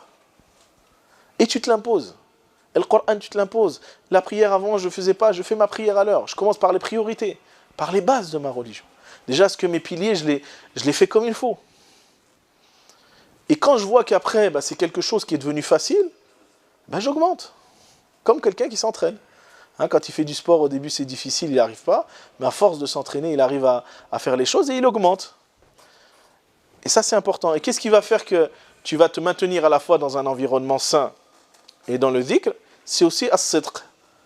C'est ta volonté, c'est ta sincérité à vouloir Dieu. Tu vois ce que je veux dire? Et c'est les fréquentations aussi et le dhikr qui vont aussi avoir une incidence sur ton sidq. C'est-à-dire que c'est un peu une sorte de cercle vertueux. C'est-à-dire toi, tu te mets dans un environnement sain, ça va te pousser à te rappeler, donc tu vas te mettre dans le rappel. Ce rappel, il va te donner encore plus envie d'être proche d'Allah Azza wa Jal, donc tu vas faire en sorte de renforcer ton environnement pour être dans le rappel, tu vas faire plus de rappels et ton sidq il va augmenter jusqu'à ce que, comme il dit le hadith, وَلَا يَزَالُ عَبْدِي يَتَقَرَّبُ إِلَيَّ بِالنَّوَافِلِ حَتَّى أُحِبَّهُ. Et mon serviteur ne cessera de se rapprocher de moi par des actes surrogatoires jusqu'à ce que je l'ai aimé. Tu vois? Mais il faut commencer par la base. La base, c'est déjà de s'en remettre à Allah subhanahu wa ta'ala, de vraiment donner l'importance aux piliers, aux fondamentaux de notre religion. Dans le hadith que j'ai cité, Allah ta'ala il commence ce hadith en disant Man adali waliyan faqad adhantuhu bil harb.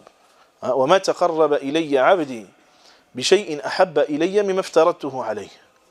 Hein? Dans ce hadith Qudsi, qu'est-ce qu'il dit Allah subhanahu wa ta'ala? Il dit, celui qui montre de l'animosité envers un de mes alliés, des gens que j'aime, je lui déclare effectivement la guerre. Il n'a pas commencé d'abord pour nous expliquer par quoi tu dois commencer dans le cheminement vers Allah subhanahu wa ta'ala. Mais il nous a donné une indication fondamentale. Celui qui montre de l'animosité envers un de mes alliés, je lui déclare la guerre. Pour dire que tu peux faire tous les efforts que tu veux, si tu fais du mal à quelqu'un qui est aimé par Allah subhanahu wa ta'ala, tu n'auras aucun effet. Quels que soient les efforts que tu fais. Si quelqu'un est aimé par Allah, toi tu lui fais du mal, Allah il te déclare la guerre. T'as beau prier comme tu veux derrière, t'as beau faire du jeûne autant que tu veux. Et c'est pour dire que celui qui veut cheminer vers Allah Azza wa Jal, il faut qu'il ait un cœur salim, net. Il ne faut pas qu'il nourrisse la colère, la haine envers les autres. Parce que cette colère et cette haine, elle rase, c'est le haliq.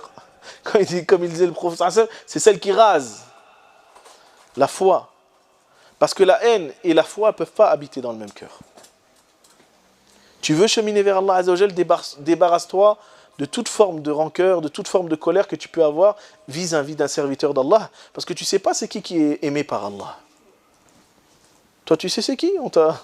T'as une étiquette qui a un front, ça brille sur son front, je suis aimé par Allah. Là.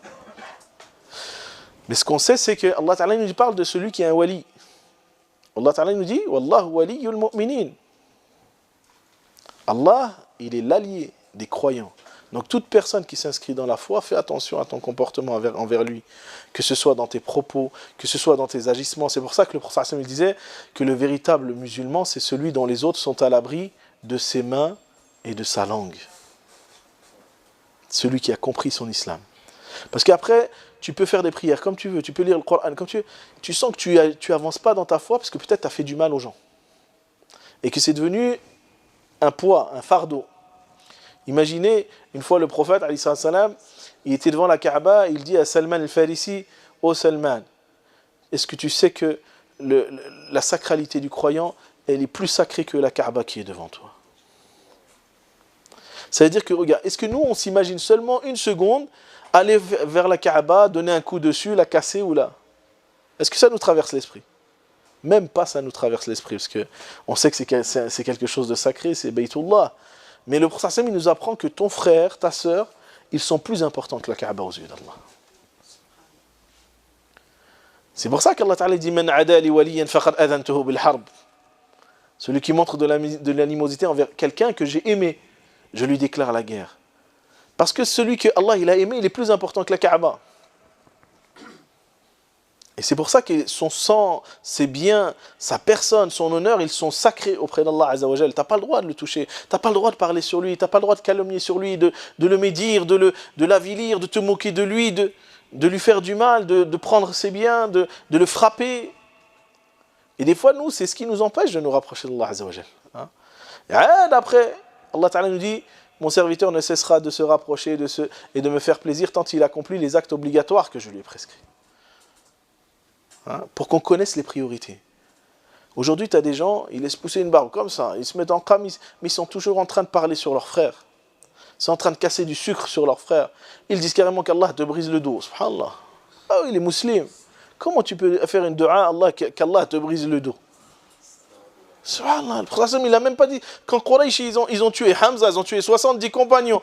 Il leur a dit Allahumma ighfir lahum innahum qawmun la ya'lamun. C'est un peuple qui ne sait pas, donc pardonne-leur. Et toi, tu dis à ton frère qu'Allah te brise le dos. Juste parce qu'il n'est pas les mêmes avis que toi. Subhanallah. Et après, on s'étonne qu'on a des cœurs durs. Vous savez, Allah Ta'ala, il nous met en garde dans le Coran en parlant de ceux qui avaient des cœurs durs, pires que les pierres. Bani Israël. Il y avait cette dureté. C'est ce qui a entraîné la malédiction de Dieu sur eux.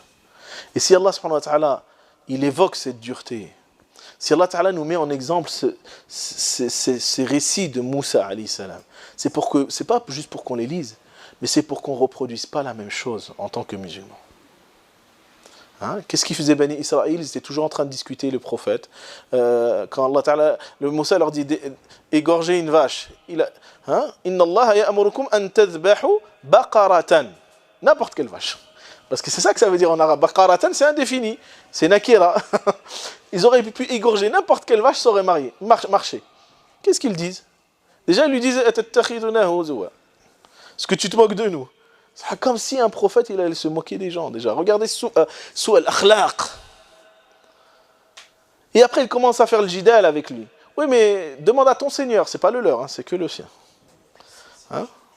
قالوا ادع لنا ربك سبحان الله يبين لنا ما هي. Dis à ton Seigneur, hein, c'est pas le leur. Qu'il nous montre c'est quoi cette vache. Moussa, il leur explique. Voilà, Allah, il a dit que c'est ni une vache vieille, ni trop jeune, mais située dans un... Et qu'est-ce qu'il leur dit derrière? Pourquoi vous êtes en train de discuter? Faites ce que Allah vous a ordonné de faire. Khlas. Il n'y a pas à discuter. Qu'est-ce qu'ils lui disent? Ils n'ont pas compris. Non, mais dis à ton Seigneur qui nous montre sa couleur. Subhanallah. Et après il dit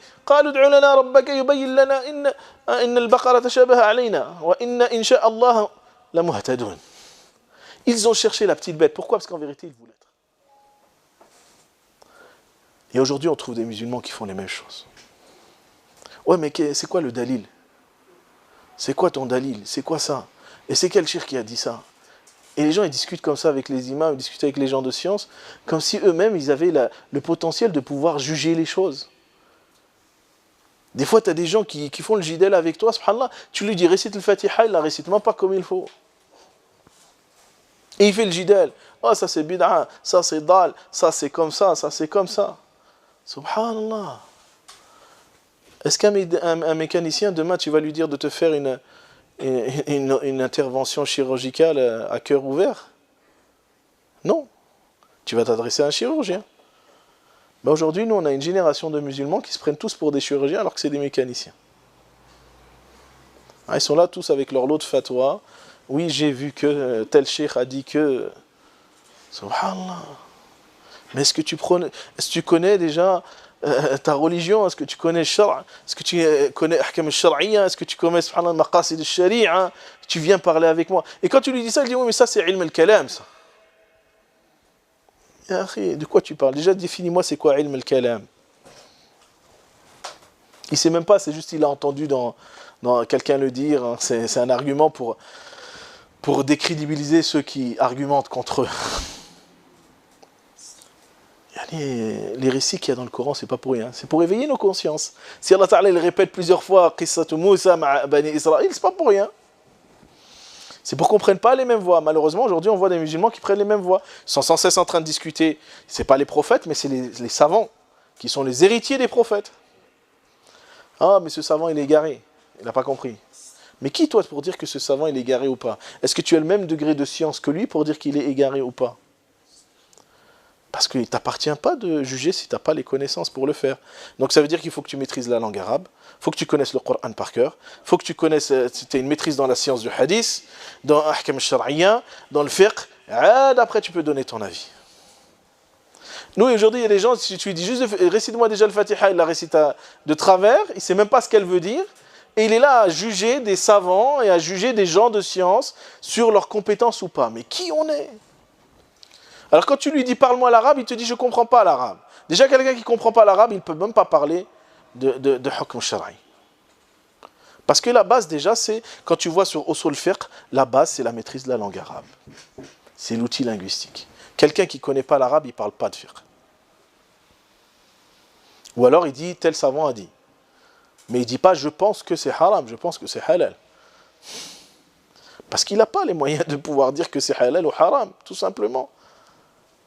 Et il ne suffit pas qu'il a regardé 50 conférences sur YouTube pour dire qu'il peut le faire.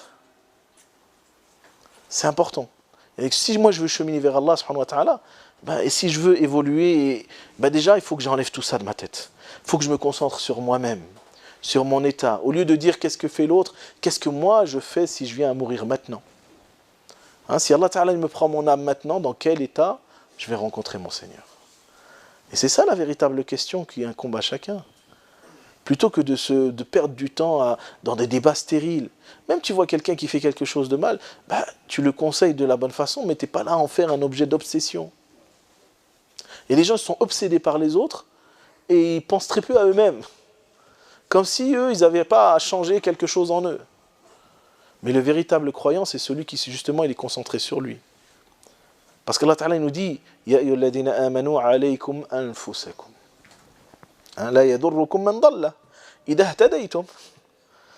Ila Allahi marji'ukum jami'an fayunabbi'ukum bima kuntum ta'malun. » Allah il nous dit dans Surat Al-Ma'idah « Oh, vous qui avez cru, vous incombe votre propre personne. Et en vérité, celui qui est égaré ne peut vous nuire si vous, vous êtes bien guidé. Si toi, alhamdoulilah, tu es bien guidé, pourquoi tu as peur de celui qui dit n'importe quoi? Toi, alhamdoulilah, Allah Ta'ala, il t'a guidé vers le bien, il t'a montré ce que c'est que le bien, il a éveillé ta conscience. Donc ça n'a pas d'influence, son égarement. Et qu'est-ce qu'il nous dit derrière? Vers Allah sera votre retour à tous, et à ce moment-là seulement, il vous informera de ce que vous avez fait. Donc dans le sens où il ne nous appartient pas de juger l'autre. On peut juger des actes, mais on ne juge pas les personnes. Et surtout, il nous incombe de nous poser les bonnes questions à nous-mêmes. Parce que Yom al-Qiyamah, quand Allah il va te juger, peu importe que tu étais en train de t'occuper de l'autre, lui ce qui l'intéresse, c'est ce que tu as fait toi. C'est qu'est-ce que tu as fait durant toute ta vie. C'est pour ça Allah Ta'ala nous dit « La yadurrukum man dalla idha ihtadaytum » Il nous ramène vers l'essentiel, Allah subhanahu wa ta'ala. Aujourd'hui, si on vient mourir, chacun d'entre nous, comment on va rencontrer Allah azza wa jal? Si on n'a pas ce souci-là, c'est qu'on a encore des consciences qui s'y endormies. Parce que les Sahaba, ils avaient un tel éveil de conscience sur cette réalité-là qu'ils n'ont pas perdu la moindre seconde dans des choses qui pourraient les éloigner d'Allah azza wa jal. Qu'est-ce qui nous fait désobéir à Dieu si ce n'est le rafla? C'est l'insouciance. C'est le fait que nos consciences, elles sont endormies. On ne prend pas la mesure des conséquences de nos actes. Si on prend la mesure de la conséquence de nos actes, on évite les désobéissances. Wallahu a'lam. Wallahu a'lam. Qu'Allah nous facilite. C'est pas facile. Hein? C'est pas facile. Mais alhamdoulilah. Il faut demander l'aide d'Allah. Hein? Naam al-Hajj. Tfaddal.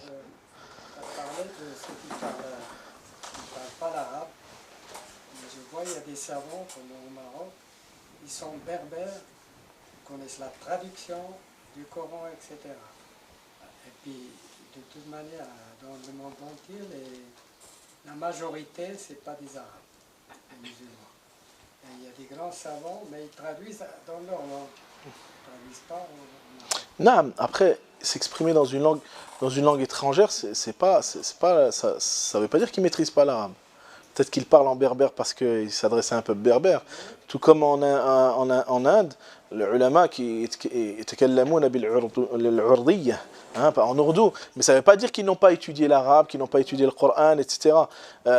Après, le transmettre dans la langue, c'est normal. Allah Ta'ala nous dit وَمَا أَرْسَلْنَا مِنْ رَسُولٍ إِلَّا بِلِسَانِ قَوْمِهِ لِيُبَيِّنَ لَهُمْ. Nous n'avons envoyé de messagers qu'avec la langue de son peuple afin qu'il leur éclaircisse la voie. Mais pour quelqu'un qui veut approfondir ses connaissances dans Sharia ou dans la loi ou dans la religion, ça implique nécessairement de connaître la langue arabe. Parce que même un terme dans l'arabe, il peut avoir différents sens.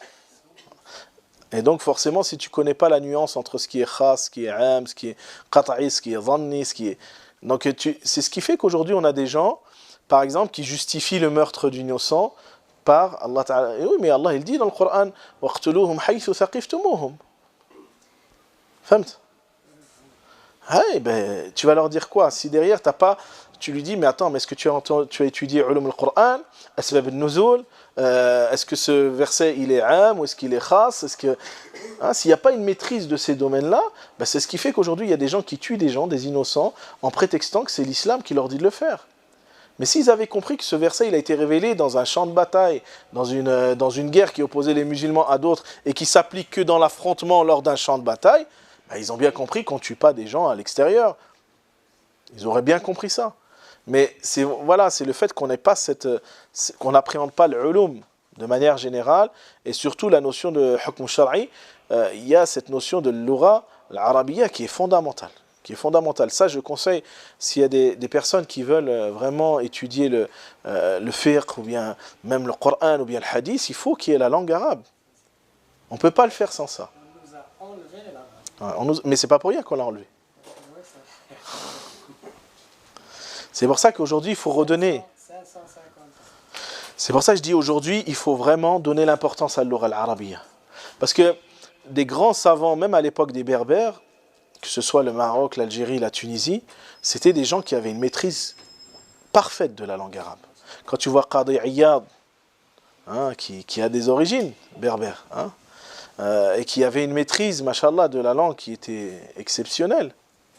Des grands ulama qui étaient du Maghreb et qui avaient, alhamdoulilah, donc une maîtrise sur le sujet, et qui avaient une maîtrise, même s'ils étaient berbères, ils avaient une maîtrise de la langue arabe.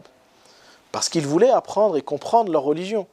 Nous, aujourd'hui, si on veut revenir à cet éveil de conscience-là, aussi, il faut un moment qu'on se pose la question de se dire, mais moi, j'ouvre le Coran, je le lis, bon, c'est bien, il y a des gens, ils ont fait la traduction pour moi. Mais ça veut dire qu'en fait, je reste prisonnier. Je reste prisonnier de l'interprétation qu'on a bien voulu en faire. On n'a pas vraiment une conscience éveillée. En fait, on réfléchit à partir de ce qu'on nous a dit. Mais qui nous dit que c'est vraiment le sens profond de ce qui est voulu? Et c'est pour ça, je vous dis, si j'ai un conseil à donner à mes frères et mes sœurs, intéressez-vous à la langue arabe, intéressez-vous au Coran, intéressez-vous au hadith et aux sciences. C'est ce qui va vous libérer. Aujourd'hui, on nous dit tout et n'importe quoi. En mettant ça sur le dos de l'islam, et les gens sont pris en otage parce que les gens, ils n'ont pas les outils pour pouvoir comprendre eux-mêmes. Et l'outil principal, c'est l'urat al-arabiyya. Inna anzalnahu qur'anan arabiyyan la'allakum ta'qiloun. Nous avons fait descendre sur vous un Coran en arabe afin que vous raisonniez. Vous voyez, toujours cette notion d'éveil. Parce que la langue arabe, elle est tellement profonde, elle implique tellement de sens et elle est tellement belle dans sa construction que celui qui la maîtrise, subhanallah, il ne peut qu'admirer le Coran et en saisir et en cerner le sens. C'est pour ça que quand on avait questionné Hassan al-Banna, rahimahullah, qu'on a dit quel est le meilleur tafsir, on lui a dit, il leur a répondu, qalbuk, c'est ton cœur le meilleur tafsir.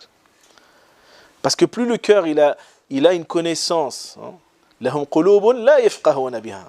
Al-fiqh, la compréhension, elle est dans le cœur, elle n'est pas que dans le cerveau. Quand la connaissance, elle est là, et qu'il y a cette invitation, cette prise de conscience d'apprendre les notions principales de notre foi, on se libère de tout. On se libère de tout. Vous voyez, c'est pour ça que la recherche de la science est un devoir qui incombe à chacun d'entre nous. Il ne faut pas qu'on s'arrête à se dire « Oui, mais moi, je ne peux pas, ça y est. » Moi, j'ai connu une dame, 70 ans, elle a voulu apprendre le Coran par cœur, elle l'a appris. 70 ans. Elle ne savait même pas lire et écrire. Elle l'a appris à l'audio. Alhamdoulilah, maintenant, elle connaît le Coran par cœur avec une ijaza et tout. Mashallah. Parce qu'elle voulait vraiment apprendre. Le seul obstacle, comme je vous ai dit, c'est nous-mêmes. L'éveil de la conscience, elle se fait par le fait de se réveiller, de se libérer de soi. Fakk wa raqaba. Est-ce qu'on s'est libéré? On a peut-être enlevé une chaîne sur 10. Si on veut vraiment avoir une conscience éveillée, il faut qu'on enlève toutes les chaînes. Vous pensez qu'Allah Ta'ala n'est pas capable de vous donner l'ilm? Allah ala kulli shay'in qadir. Il l'a donné au prophète sallallahu alayhi wa sallam qui savait ni lire ni écrire. C'est vrai. Il était ummi. Et c'est pas pour rien qu'Allah Ta'ala il a voulu que le prophète sallallahu alayhi wa sallam soit ummi. C'est pour dire que Allah il donne à qui il veut. L'ilm, l'hikma, yu'ti l'hikmata man yasha. Wa man yu'ti l'hikmata faqad utiya khayran kathira. Wa ma yadhakkaru illa ulul albab.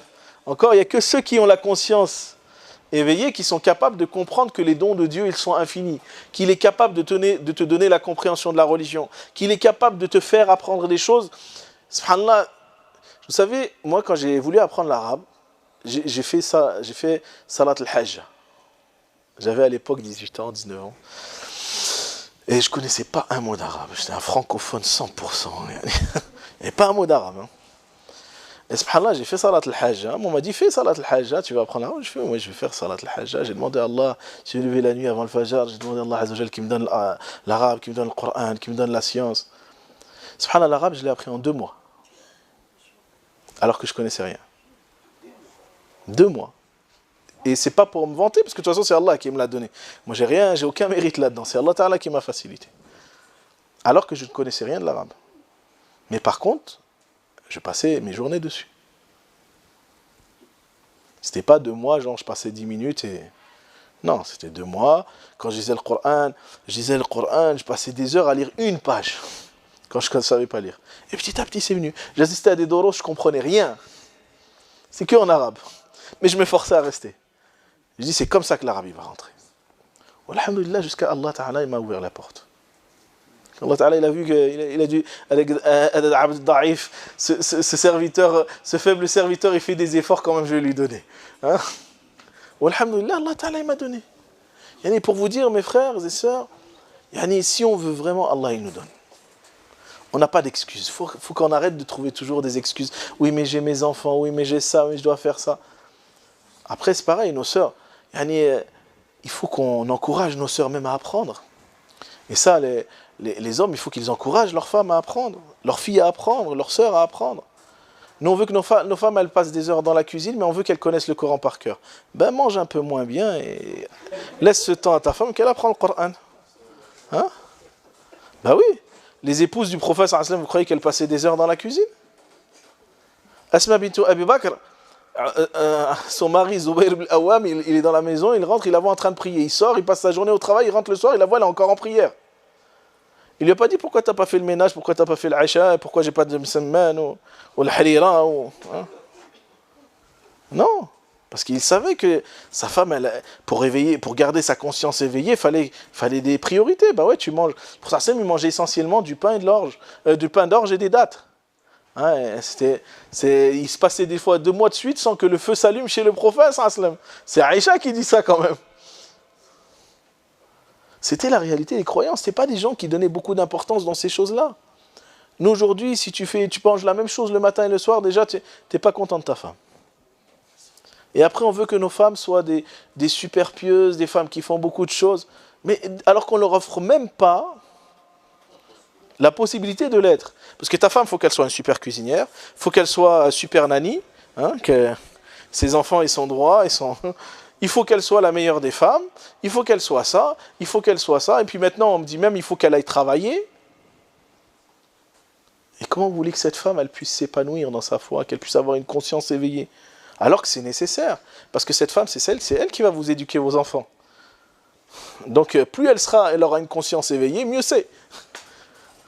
Et oui, parce que c'est bien beau d'avoir le ventre plein, mais si tu as des enfants qui ont l'esprit vide, ou même ta femme qui n'a pas le souci, qui n'a pas de prise de conscience des choses, c'est un peu de ta faute. Naam. Moi, je m'appelle Brahim. Naam, tfadal, c'est vrai. Quand tu dis Salat al-Haja, Naam. entre Salat al-Haja et Qiyam al-Layl, c'est pareil ou c'est comme... Non. Qiyam al-Layl, c'est Qiyam al-Layl. Salat al-Haja, c'est Salat al-Haja. La prière du besoin. Ça s'appelle la prière du besoin. C'est, tu fais rak'atayn et après salam, tu fais une dua spécifique. Hein, donc, qui nous est appris dans l'Azkar, etc. Il faut l'apprendre, il faut demander. Hein, le prophète il dit que celui qui demande avec cette dua, Allah Ta'ala, il exauce. Il exauce. Hein, c'est une dua qu'il faut apprendre, qu'il faut faire. Voilà. Le prophète il nous a donné les moyens pour ouvrir des portes. Sauf que nous, des fois, on est feignants, on n'a pas envie de les faire, on n'a pas envie de... Distinction, je veux dire, quand vous êtes Qiyam al-Layl, il n'y a pas une ressemblance à Salat al-Haja, par exemple. Non, Salat al-Haja, c'est à part. C'est une prière à part. Qiyam al-Layl. Après, même faire Qiyam al-Layl, de toute façon, si tu te lèves en dernier tiers de la nuit, tu demandes à Allah Ta'ala, Allah, il te donne. Il y a le hadith qu'on connaît. Chaque dernier tiers, Allah, il descend, il dit, celui qui a besoin d'une chose, qui me la demande, je lui accorde. Celui qui veut mon pardon, qui le demande, je lui pardonne. Le hadith, il est sahih, il est chez le Bukhari et le Muslim. Mais Salat al-Hajja, c'est pour vraiment quelqu'un qui a un vrai besoin, il s'adresse à Allah subhanahu wa ta'ala, et Allah, il lui donne. Istikhara, c'est encore autre chose. C'est pas pareil. Salat al-Hajja? C'est vrai? Cherchez. Hein. Dans Kitab al-Adkar de Imam Nawawi, vous allez trouver. Imam Nawawi, il a des hadiths là-dessus. Non, lis dans Kitab al-Adkar, qui est Moujoud. Salat al-Hajja. Ça s'appelle Salat al-Hajja. Non. Pour ajouter une petite parenthèse par rapport à la question tout à l'heure, comment aimer Dieu. Non. Il y a aussi de connaître le sens des actions qu'on doit faire, qu'on doit accomplir. Bien sûr. Par exemple, quand on dit Adhan, Adhan al-Fajr, As-salatu khayrun min an-nawm, il a un grand sens, ce mot-là. Ça veut dire que la prière, rapporte plus d'énergie, plus d'avantages Bien sûr. posés en dormant. Non, mais la conscience, comme je disais tout à l'heure, elle doit se faire dans notre adoration, dans notre relation à l'autre. C'est-à-dire même quand tu viens pour faire la prière, il faut que tu saches pourquoi tu fais la prière. Donc, il n'est pas le même. Quelqu'un qui sait pourquoi il fait les choses. Quelqu'un qui le fait mécaniquement, c'est pas la même chose. Quand tu sais que la prière, tanha anil fahsha wal munkar, que la prière, elle te permet d'être dans le dhikr, que la prière, elle te purifie. Le prophète me dit que la prière, c'est comme une rivière qui coule devant la porte de l'un d'entre vous. S'il y plonge 5 fois par jour, est-ce qu'il va lui rester pour se laver? Est-ce qu'il va lui rester des saletés? Donc quand tu penses à tout ça, que la prière, elle préserve de l'avarice, elle préserve aussi et elle préserve de l'instabilité. Allah Ta'ala nous dit quoi? Innal insana khuliqa halu'a idha massahu sharru jazu'a wa idha massahu al-khayru manu'a illa man illa al-musallin. Tu vois, donc la prière, elle a des bienfaits. Quand toi, tu prends conscience de ça, ta conscience, elle est éveillée sur les bienfaits de la prière et sur chaque adoration, même siyam. Le prophète me dit, si les gens savaient les bienfaits qui étaient contenus dans Ramadan, ils voudraient que Ramadan soit toute l'année. Vous voyez? Donc c'est qu'on n'a pas vraiment pris conscience des choses. Sinon, si on avait pris conscience des choses, on le ferait avec plus de ardeur encore. C'est pour ça que quand, tout à l'heure, j'ai cité le hadith de ces anges qui entourent les gens qui viennent évoquer le nom d'Allah Azza wa Jal. Allah Ta'ala, il les questionne. Mais pourquoi mes anges, ils se sont réunis? Pourquoi ces gens, ils sont là? Les anges, ils disent parce qu'ils veulent ton paradis. Mais est-ce qu'ils ont vu le paradis? Le hadith dit. Il dit non. Mais s'ils l'avaient vu, ils le voudraient encore plus. Vous voyez, s'ils avaient, ça veut dire dans le sens où si ils connaissaient la réalité du paradis, ils agiraient encore plus pour l'avoir. L'insan, quand il éveille sa conscience à Allah subhanahu wa ta'ala et à la réalité de ce monde, il va agir en fonction de cela. Quand il a vraiment pris conscience, que ce soit dans son adoration, que ce soit dans ses agissements, que ce soit dans ses mots, que ce soit dans chaque chose qu'il va faire, tout va tourner autour d'Allah Azza wa Jal. Et c'est ça la réalité qu'il faut atteindre en tant que croyant. C'est faire en sorte que toute notre vie, ça soit un rappel pour Allah Ta'ala. C'est un objectif. Qul inna salati wa nusuki wa mahyaya wa mamati lillahi rabbil alamin. Le verset, il dit ça dans Surat Al-An'am. Dit ma prière, mais pas que ma prière. Mes actes de dévotion, ma vie et ma mort appartiennent à Allah. C'est-à-dire tout. Tu es toujours en train de chercher le rappel d'Allah Azza wa Jal. Et ça ne peut se faire que si on entre dans un processus d'éveil. Et l'éveil, ça implique un travail sur soi, un jihad. C'est ça le vrai jihad. C'est de se libérer. C'est de contrarier l'aqliya, c'est de contrarier l'adat, c'est de contrarier les habitudes, les coutumes, l'ananiya, cet égocentrisme. Ça, c'est le vrai jihad. Le grand jihad. Et il ne s'arrête pas jusqu'à al-mawt, jusqu'à ce que tu retournes vers Allah subhanahu wa ta'ala. Et donc, tant que tu t'inscris dans une lutte comme ça contre toi-même, contre le rafla, contre la désobéissance, et que tu cherches à plaire à Dieu, alhamdoulilah. Même si tu meurs avant d'arriver à ton objectif, Allah, il va te compter comme si tu étais arrivé. Parce qu'Allah Ta'ala, il juge en fonction de l'intention que tu as eue. Allahu a'lam.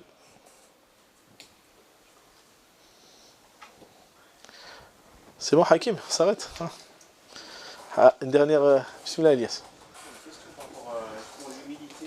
Est-ce que c'est pas un bon moyen de se rapprocher d'Allah, c'est de gagner en l'humilité? Et comment gagner justement en humilité? Mais déjà, comment tu vas gagner en humilité? C'est ça, oui. C'est justement ton rapport à Allah subhanahu wa ta'ala qui va susciter l'humilité. C'est-à-dire que plus tu prends conscience qu'en vérité Allah il est grand, de la grandeur d'Allah Azza wa Jalla, et que toi tu n'es rien dans ce que Dieu a créé déjà. Tu es insignifiant, tu n'as rien. Et quand tu prends conscience qu'en vérité, si tu as un bienfait, il te provient d'Allah subhanahu wa ta'ala, tu peux être que humble. Parce que celui qui est arrogant, c'est celui qui pense qu'il a quelque chose.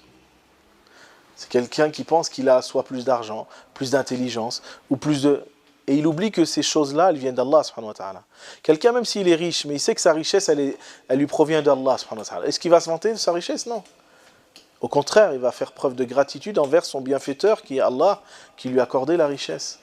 Et donc, il sera humble. Il va faire en sorte d'utiliser cette richesse dans ce qui plaît à son bienfaiteur. Quelqu'un qui a l'ilm, pareil. Quelqu'un qui a la force, pareil. Quelqu'un qui a du courage, pareil, etc., etc.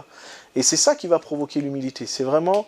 c'est pour ça que Allah Ta'ala, quand il parle de ibad Rahman, ceux qui sont proches du très miséricordieux, les serviteurs du très miséricordieux, Ben, c'est parce qu'ils sont proches d'Allah qu'ils sont humbles.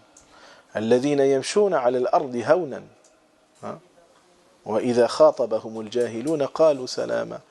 Mais pour faire partie de ça, Allah il nous explique que c'est tout un travail. Ce sont ceux qui sont humbles, mais cette humilité, ils la tiennent de quoi? De leur relation à Allah subhanahu wa ta'ala, qui fait que cette relation à Dieu, ça, ils excellent dans le comportement, même envers le jahiloun, ceux qui sont les gens les plus ignorants. Mais c'est le fruit de quoi? C'est le fruit de la prière. وَالَّذِينَ يَبِيتُونَ لِرَبِّهِمْ سُجَّدًا وَقِيَامًا. C'est ceux qui passent leur nuit donc prosternés et debout dans la prière. Ce sont ceux qui disent رَبَّنَا صْرِفْ عَنَّا عَذَابَ جَهَنَّمَ إِنَّ عَذَابَهَا كَانَ غَرَامًا إِنَّهَا سَاءَتْ مُسْتَقَرًّا وَمُقَامًا. Ce sont des gens qui manifestent leur besoin que Dieu les sauve du châtiment. Tu vois, ils ont ce sentiment de crainte d'Allah subhanahu wa ta'ala. وَالَّذِينَ إِذَا أَنفَقُوا لَمْ يُسْرِفُوا وَلَمْ يَقْتُرُوا وَكَانَ بَيْنَ ذَلِكَ قَوَامًا. Ce sont ceux aussi qui font preuve de générosité, mais qui ne tombent pas non plus dans l'exagération, qui se tiennent sur un juste milieu. وَالَّذِينَ لَا يَدْعُونَ مَعَ اللَّهِ إِلَهًا آخَرَ وَلَا يَقْتُلُونَ النَّفْسَ الَّتِي حَرَّمَ اللَّهُ إِلَّا بِالْحَقِّ وَلَا يَزْنُونَ. Ce sont ceux qui évitent les péchés. Après Allah Ta'ala nous dit إِلَّا مَنْ تَابَ, parce qu'il nous dit يُضَاعَفْ لَهُ الْعَذَابُ يَوْمَ الْقِيَامَةِ وَيَخْلُدْ فِيهِ مُهَانًا. Donc que celui qui fait les péchés, qui s'en repent pas, il sera en enfer. Il dit إِلَّا مَنْ آمَنَ وإلا من تاب وآمن وعمل عملا صالحا فأولئك يبدل الله سيئاتهم حسنات. C'est-à-dire que celui qui tombe dans le péché, ben, son humilité va faire en sorte, et l'espoir qu'il a en Dieu va faire en sorte qu'il va vers le repentir, qu'il reste pas dans cet état. Et après il y a tout un, voilà, celui qui maîtrise sa langue. والذين لا يشهدون الزور وإذا مروا باللغو مروا كراما. Sont ceux qui, qui ne font pas le faux témoignage et qui s'éloignent de la plus belle façon des futilités. Sont ceux qui, lorsqu'ils entendent والذين إذا ذكر بآيات ربهم لم يخروا عليها صما وعميانا. Sont ceux qui sont pas inattentifs aux versets d'Allah subhanahu wa ta'ala. Donc on voit bien que cet état d'humilité, c'est le fruit de tout un travail. Le fruit de tout un effort qui s'inscrit dans différentes choses, pas que dans la ibada, mais même dans le rapport à l'autre. وَالَّذِينَ يَقُولُونَ رَبَّنَا هَبْ لَنَا مِنْ أَزْوَاجِنَا وَذُرِّيَّاتِنَا قُرَّةَ أَعْيُنٍ وَجَعَلْنَا لِلْمُتَّقِينَ إِمَامًا. Vous voyez, il y a cette notion de relation aussi à l'autre. Et c'est comme ça qu'on se rapproche d'Allah Azza wa Jalla. On ne peut pas être proche d'Allah subhanahu wa ta'ala si on se focalise que sur soi sans se soucier de l'autre. Et c'est pour ça qu'en vérité, l'éveil de la conscience, c'est le fruit aussi de notre proximité à Dieu. Plus l'être humain il est proche d'Allah Azza wa Jalla, et plus sa conscience elle est aiguisée.